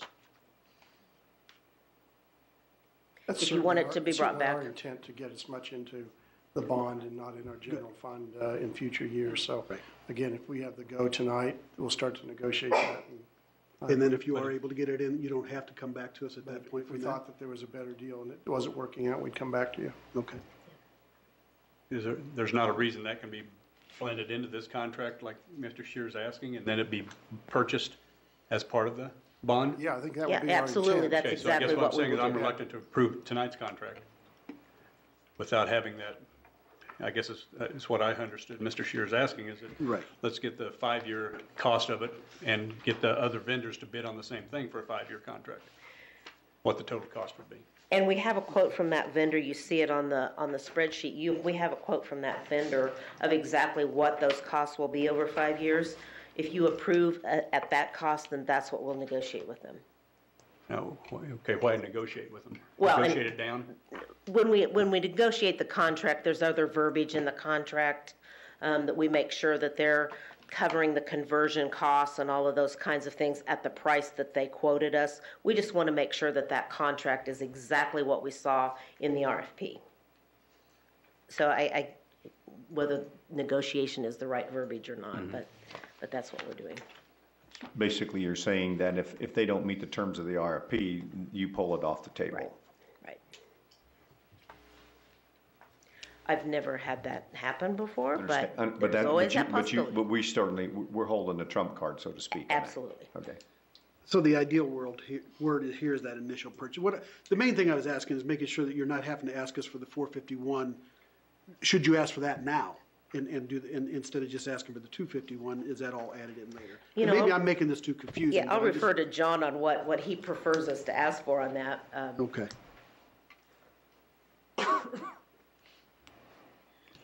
This is basically an RFP. Price is a big component, but you don't have to take low price. You try to put apples to apples, so we've got a base bid and what is the maintenance over the next 5 years. And a parent winner, we now negotiate, we'd like those 5 years wrapped up in the contract. Oh, we don't like to go 5 years out. We want you to go 5 years out. That's kind of the negotiation back and forth versus, so I'm very comfortable with going forward with that. That vendor, negotiate the best deal we can, make sure all of the terms of the RFP will be honored. If something would go awry there, we could come back, look at the second bidder, but I did want to caution, as Rita said, sometimes it's very difficult to get 5 years, 3 to 4, a little better, but we'll push as hard as we can for 5, and it's up to the board if you'd like us to bring it back in a final version.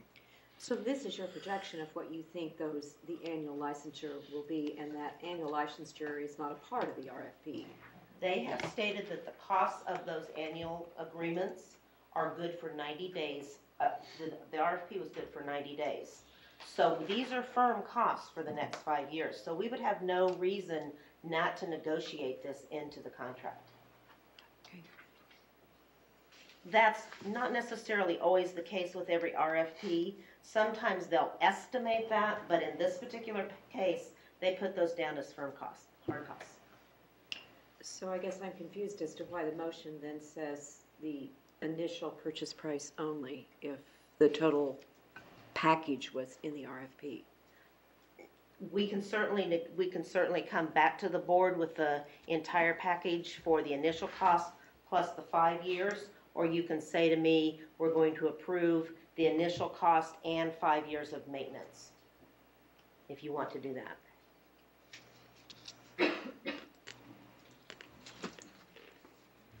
I don't see a reason not to do it that way, I suppose. I agree. Probably not. So do we need, I don't see a reason not to build the whole 5 years into it tonight. If we can, do we have time to move this to next month, or do we need to make a vote on it tonight? Can we just revise Can we revise it now? Change the 251 to the 415, and if it's going to be less than that, here, I guess my question would be, if it's going to be less than that, and they only give you 3, I would say we would look at the 415 and approve that, and if they say, no, I won't do 5, I'll do 3, you've got the approval to say, well, it's going to be less than this. It will never be more than that. Right. I'd rather approve something more than less, and then have to come back later and talk about it. Does that make sense? Absolutely. Okay. Yeah, we can do that. Then, are we good? No? Well, wording, I would think legally would be critical on this motion if we want to try to get it all into the bond money. Am I correct in that, John? Correct. I think Mr. Scheer has it correct. If you would, if the motion were to be to enter into a contract with the winning bidder not to exceed $415,000, including 5 years maintenance, and we will work to get the full 5 years in there and under that maximum of 415. So not to exceed 415 to include maintenance. I think if we, my limited knowledge of the law, if we break it out by year, I think it could pose a problem because then it can be a red flag to have to be separated from the bond. So we need to word it very carefully that it's the package deal. That's correct. Is what I would say, to pay very close attention to that. So I have a proposed motion. Can I ask another question first? Absolutely. Yes. Sorry. You know, you said we don't have to necessarily, because it's contract, accept a little bidder. Help us understand, the second low bidder was low first cost and low 5-year cost. So help us understand why you're not accepting them. No, it's a low first cost and higher 5-year cost. Yeah, the overall life of that product for 5 years was going to increase our total cost of ownership.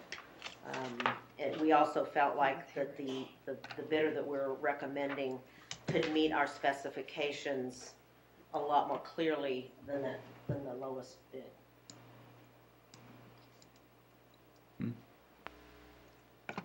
I'm sorry, I'm going back and forth between screens. Who are we recommending to take? We are recommending Follett Software. Okay, records I see, numbers I see, they're the second low bidder. Was Harris School Solutions. Right, and the lowest overall cost. And if you note that Harris School Solutions, we also noted they did not meet all of our specifications. Like what? Mostly they were very short on the ability to track our textbooks, okay, which is very critical in this process. Yeah. They really had probably, I can't remember exactly, but a good percentage of their functionality was missing for tracking our textbooks. Good enough.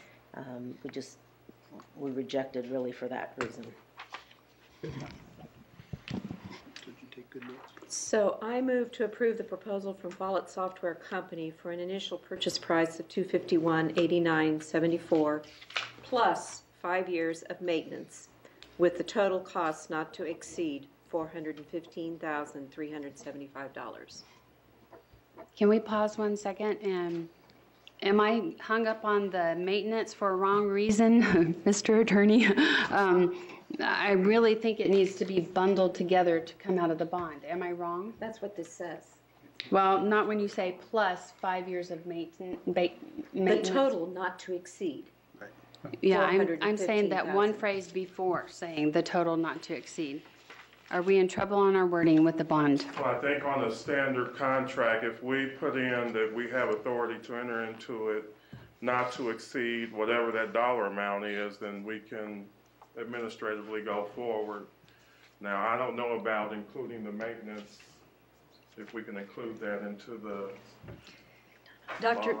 Dr. Berry, can we table this until next month? We certainly can. I think Leanna is correct in terms of it has to be a single purchase. That's the only time that when you buy hardware and software and maintenance, you can do it as a package, and it's out of that bond funds at that time. But yeah, let's bring it back. If we have the 90 days, I think it would be prudent to.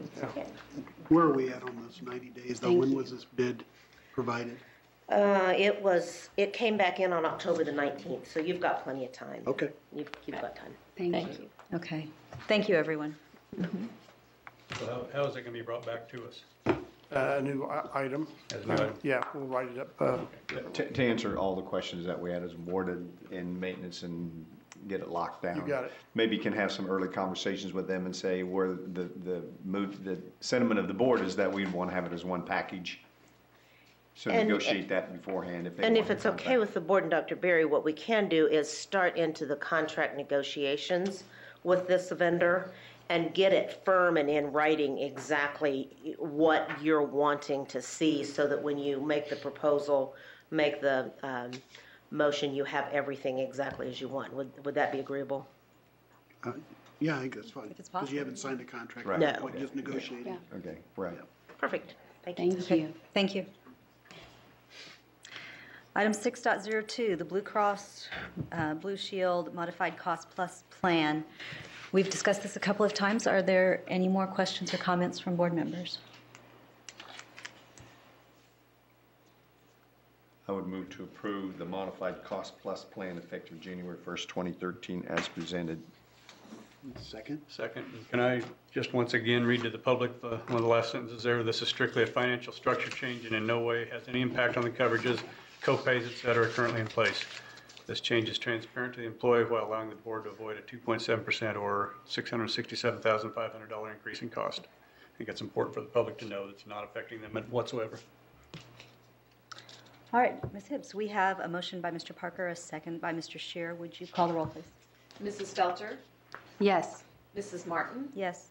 Mr. Parker? Yes. Mr. Poland? Yes. Mr. Scheer? Yes. Ms. Ashley? Yes. Dr. Daniels? Yes. All right, 7.01, our audit report. I believe we have a representative from the audit firm here.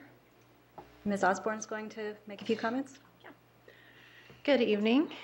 You're asked tonight to approve the district's audit for the fiscal year ended June 30, 2012. And I'm just going to turn it right over to Audrey Oderman of Meishauser & Company, our independent audit firm, and she will provide you with an overview of this year's audit as well as take any questions that you may have. Thank you.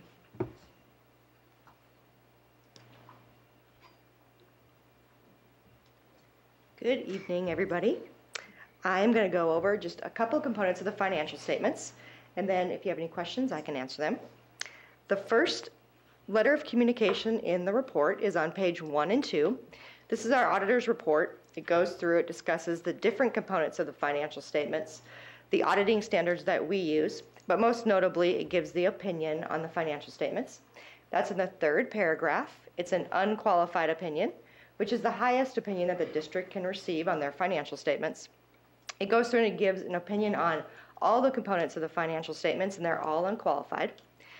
John and his staff, Cassie and Jenny, who's not here tonight, but do a really great job. And this year particularly was a challenging year for them as they were trying to go through new software integration, and they just did a really great job working on that as well as this. And I think they need to be commended for how much time and effort they're putting into that and what hard work it is. And then having us bugging them for a couple weeks probably didn't help a lot, but they did a great job. On page 3 through 8 is the management's discussion and analysis. This goes through and it gives management the opportunity to look at this year's financial information and compare it to the prior year. I think it's probably the best part of the financial statement because it really analyzes the finances from one year to the next. And it's a part that I believe the public, if they see any part of the financial statement, they should see that because it really provides a great analysis. On page 80 and 81 is the second letter of communication that we provide in these financial statements. It's called a Yellow Book Report. It goes through and it talks about the internal control work that we do. We don't give an opinion on internal control, but we do evaluate it across all the different areas of your district. We look at activity funds and we look at food service and cash disbursement, payroll disbursement, a lot of the large volume transaction areas, and would note any significant deficiencies or material weaknesses in those areas. If you read through the letter, you'll note that we did not note any significant deficiencies or material weaknesses, so that's also a positive in these financial statements. On page 82 and 83 is the third and last letter of communication in the report. And this letter goes through and it discusses the federal awards that the district receives. If you look at the particular schedule that shows the federal awards, which I believe is on page 76, you'll notice a fairly large drop from last year to this year. That has to do with recovery money. That recovery money was in there last year and the year before, was supposed to be in place of some state aid, and then state aid was supposed to come back in and replenish that. So if you look on this schedule and you say, wow, that's really a pretty big decrease from last year and the year before, it's because of that, because that recovery money is gone this year. So the schedule is in here because the federal government wants us to go through and audit at least 25% of these grants for compliance, as well as supporting documentation for those expenditures. The two grants that we selected this year were Title IIA and Child Nutrition Cluster, and they both received unqualified opinions, which again is the highest opinion that those can receive.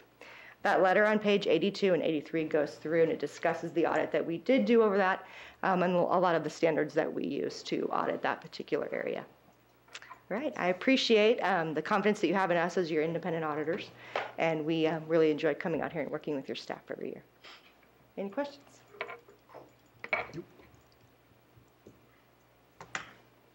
Thank you. I had a quick question in regard to those items that you noted of areas for improvement. Are you satisfied with the responses that the district had in how we were going to address those areas? We are, certainly, and one of them in particular, if I remember correctly, is something that I think the implementation of your new software is going to help a little bit with. And so certainly those responses are more than adequate.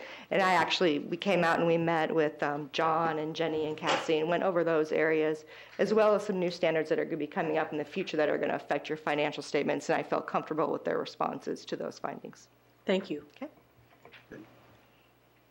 I suppose this isn't a surprise, but it's always a relief. And we appreciate the care that our staff members give to this. Okay, we are now ready to approve the audit. Would someone care to make a motion? I move to approve audit reports for the fiscal year ended June 30, 2012 as presented. Second.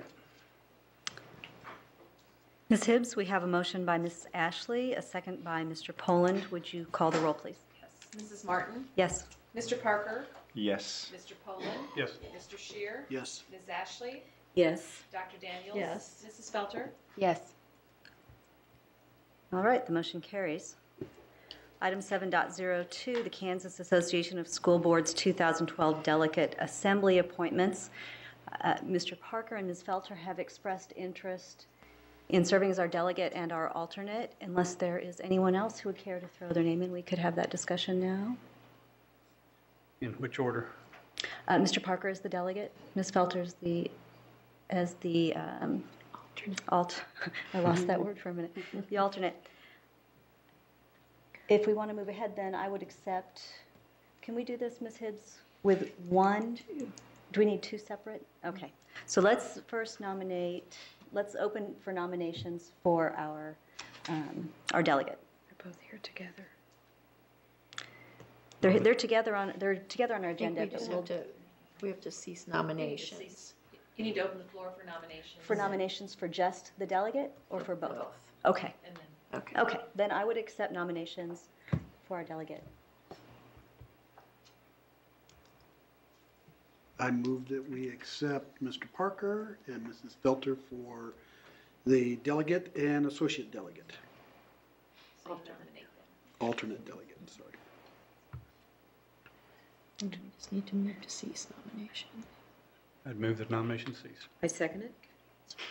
Okay, so Mr. Poland has moved that we cease nominations.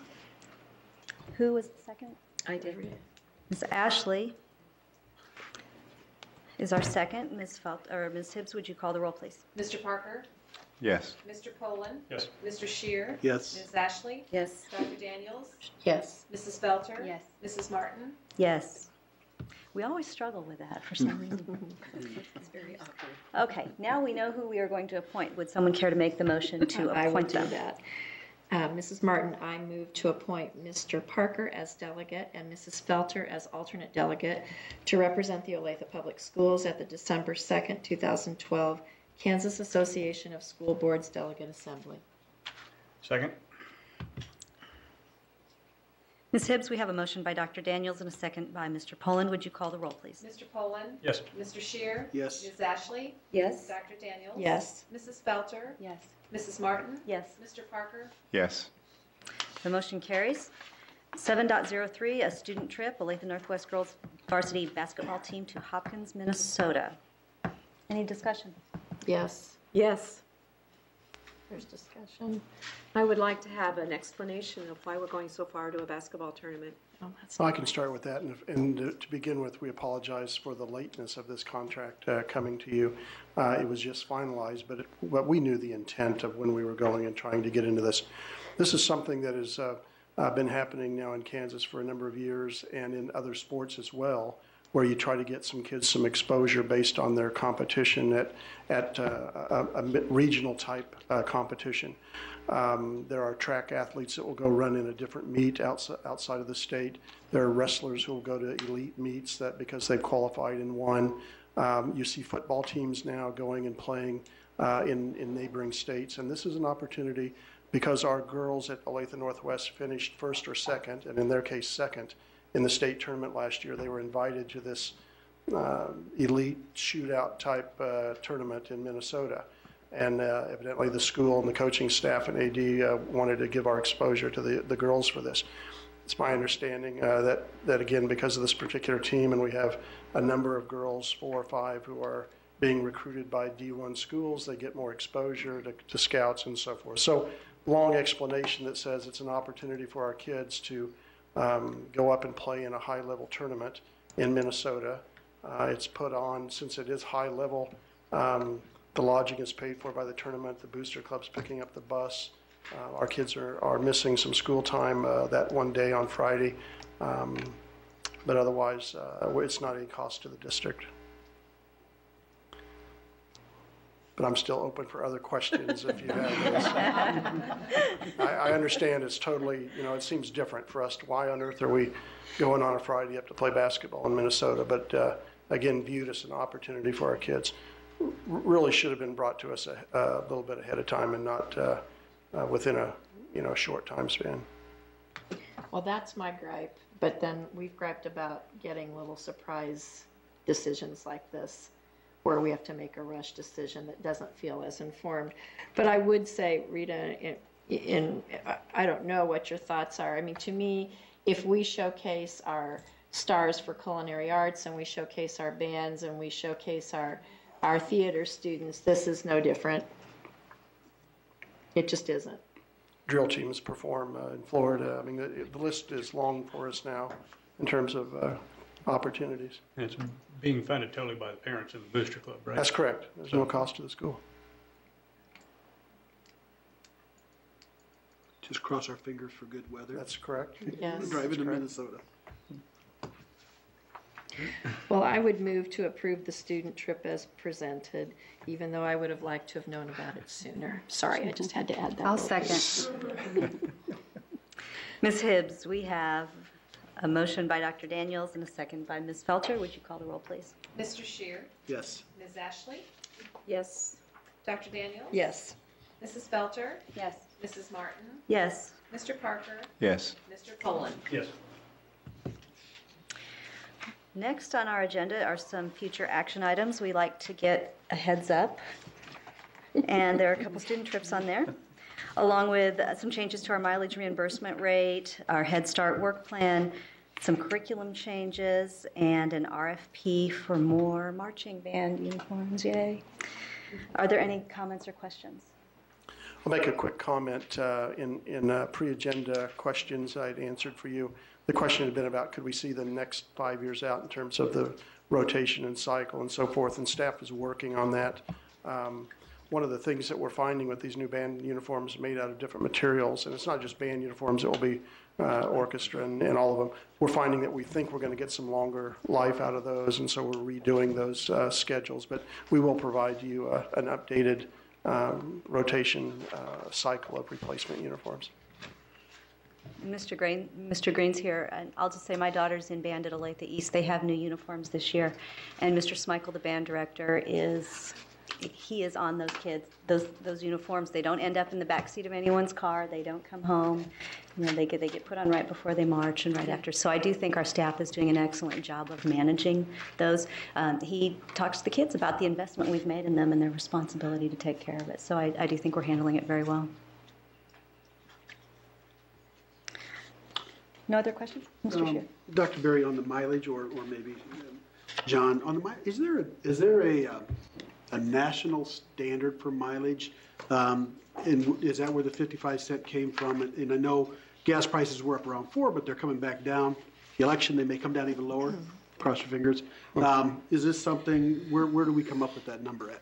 I'm not sure where the district came with this measure from the state Kansas department, but IRS is the general guideline, and I'm assuming they adjust to IRS. It's just when do you finally go to, sometimes the IRS will move mid-year. It's picking a time and going to it. Actually, the 55 cents match is what the IRS currently is at.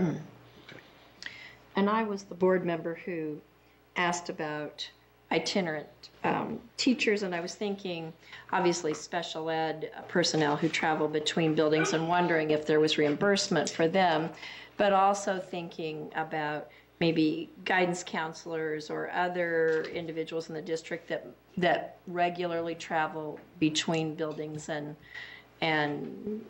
I'm assuming they all put in for their mileage, or maybe they don't, and I was just interested in how that got tracked. Sure. Actually, in-house, Brandon Lane, somebody in our department, designed a software where you submit your mileage. It has grids of all the distances between all of our buildings.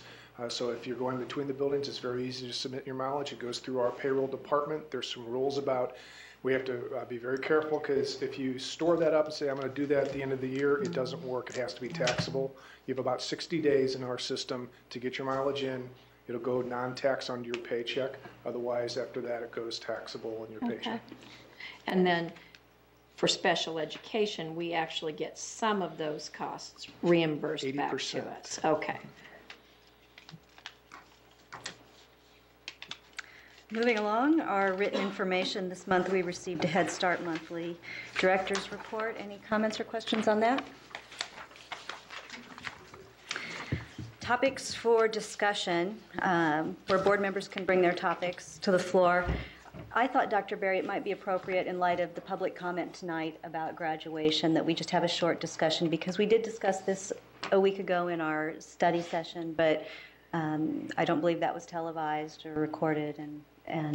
So just for the benefit of the public, can you just give us an idea of where we stand and the things we're considering as far as graduation? That has been talked about in this district a number of times, and so we updated the sheet that gave options and alternatives, and I know that night the question was, can we narrow it? We certainly can. We wanted to show you that, we've done some research in terms of all the options that might be out there, even if some of them are not very feasible. So again, district staff have done that over the years. It's been updated. Right now, I've already met with Gretchen Shirk, and she's also going to be visiting with high school principals and is on that again to talk about some of these options, start to look at some of those specifics, because as some of you indicated that night, if you start talking about an off-district site, there might not be options on certain days, or it might be a year and a half out as opposed to this spring. And so we're talking about all of those options again. But basically, we ran through the options of we could hold it at our district stadiums. The seating is adequate.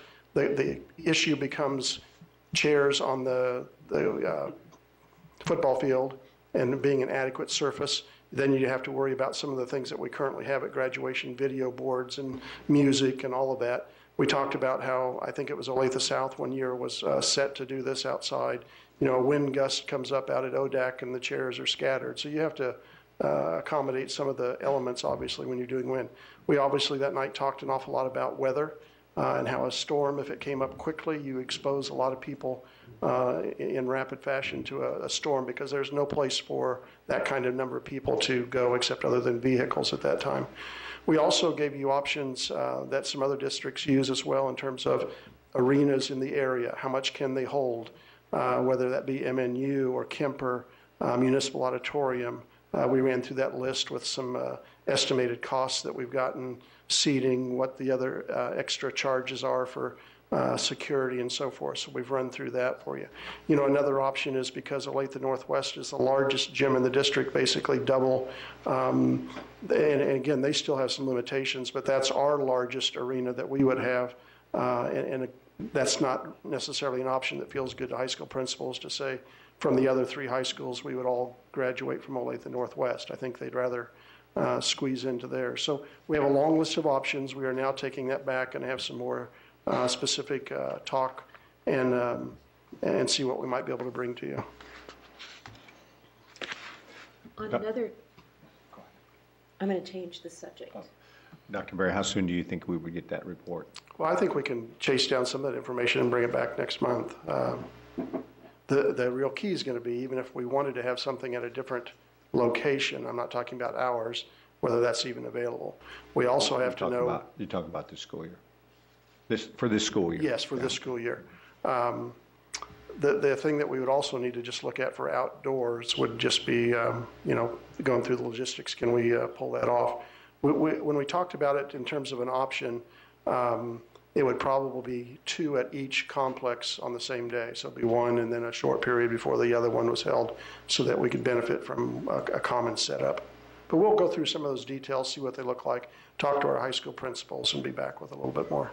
Dr. Berry, the overflow seating is in the theater, is that correct? Yes, usually in the auditoriums or flex theaters. Is there any other location within that building? My first thought was the commons area where there could be additional seating, but then there'd be no place for anybody to go at the end. But I was wondering if there was any other location within the building for at least this year where additional seats could be placed. I would think with technology we could probably do that in a variety of places. Whether again it's a band room or something that can seat more.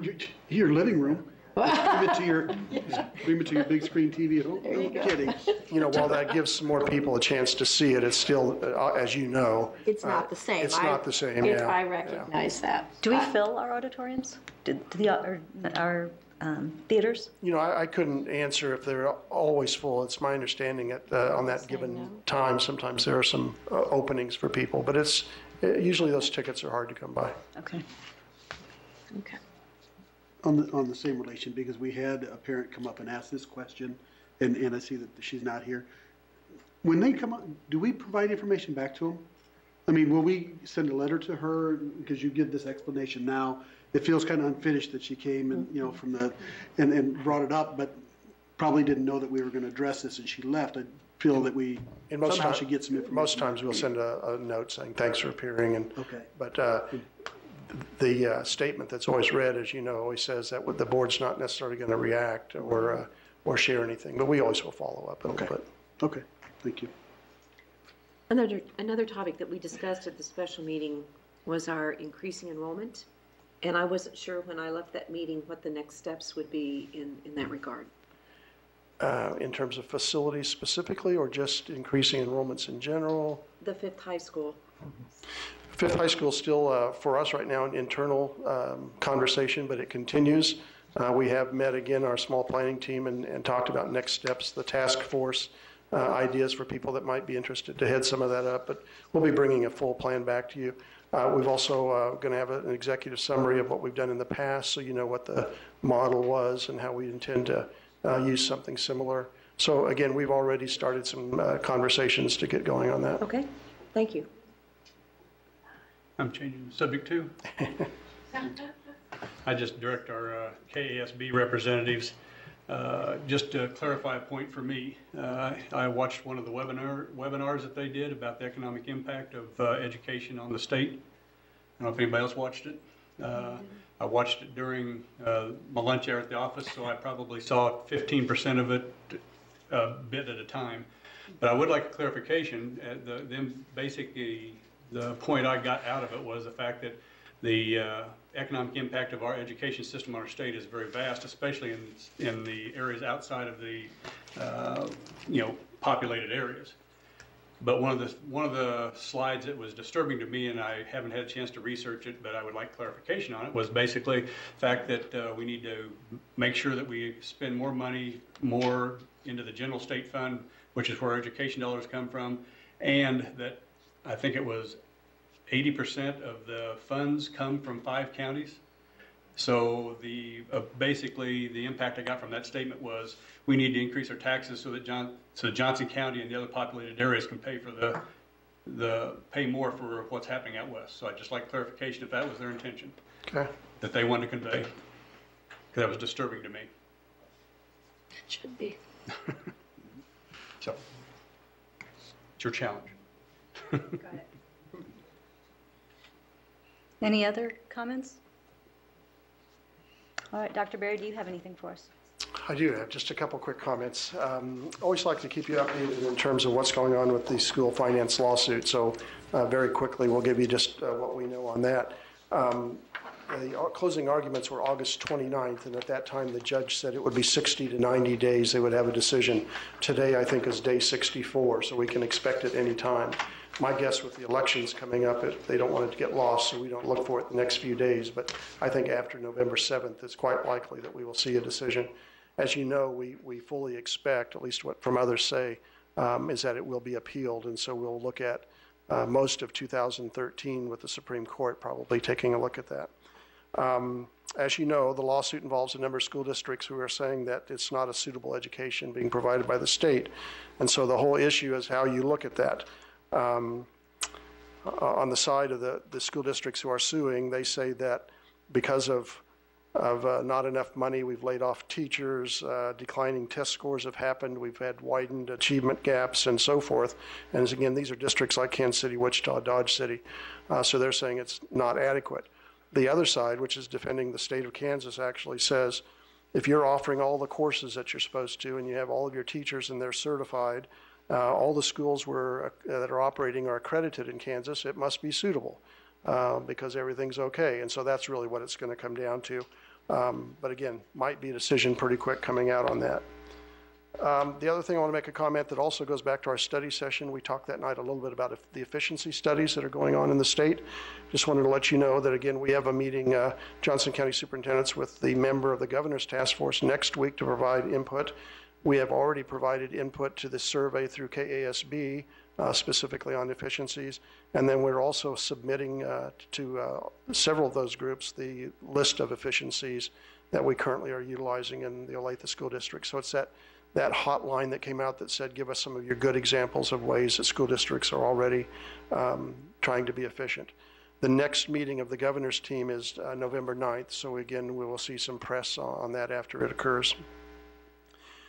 Talking a little bit more about money, and it came up last time as well that you encouraged to make sure we are out explaining the differences in funds and so forth. And this is not quite a one-man crusade, but almost. John's going to take his bucket show on the road, and so he's going to literally almost every school to hit faculty members. That inside message that says, here's the difference in how funds are delineated in a school district. So I don't like it when we talk about buckets of money. I'd like to go to cups because they're a little bit smaller. But anyway, just to let you know that that's going to be out there, and he'll be sharing with a number of groups and has had quite a few requests to do that. Is that at site councils or during the day? No, it'll be faculty meetings before or after school, various times, I think, to hit them all. Some they'll come together in common groups, but we're going to try and hit everybody in district. But it's been requested a number of times. So it's for in-house. It's for in-house staff is where we're starting first. Yeah. You know, that's the power of communication when a patron might ask someone who teaches, and if they don't know the answer to it, that's pretty powerful. So we're going to make sure staff are communicated with. Last thing I'll mention to you that we'll pass out to you tonight, we've talked about doing talking points so that each month as you go out to your site councils, if you'd like to have them, there are November talking points in place that you can add a few of your own at the bottom. But if that's some assistance to you for site councils, we'll do that each month at the very beginning. So again, if you happen to have a site council meeting that month, there's some things on there that might be of interest in sharing. That's all. That's great. That's very helpful. Yes, thank you very much. We have an executive session on our agenda tonight. How long do we need, Dr. Berry? I'd like to have 15 minutes, please. I'd move that the board adjourn to executive session for the purpose of discussing personnel matters of non-elected personnel and to discuss matters relating to employer-employee negotiations, and that the board will return to the regular meeting at 8:45 in this room. The executive session is required in order to protect the privacy interests of the individuals to be discussed and for the purpose of protecting the district's right to the confidentiality of its negotiating position and the public interest. Second. Ms. Hibbs, we have a motion by Mr. Poland, a second by Dr. Daniels. Mrs. Ashley? Yes. Dr. Daniels? Yes. Mrs. Felter? Yes. Mrs. Martin? Yes. Mr. Parker? Yes. Mr. Poland? Yes. Mr. Shear? Yes. All right.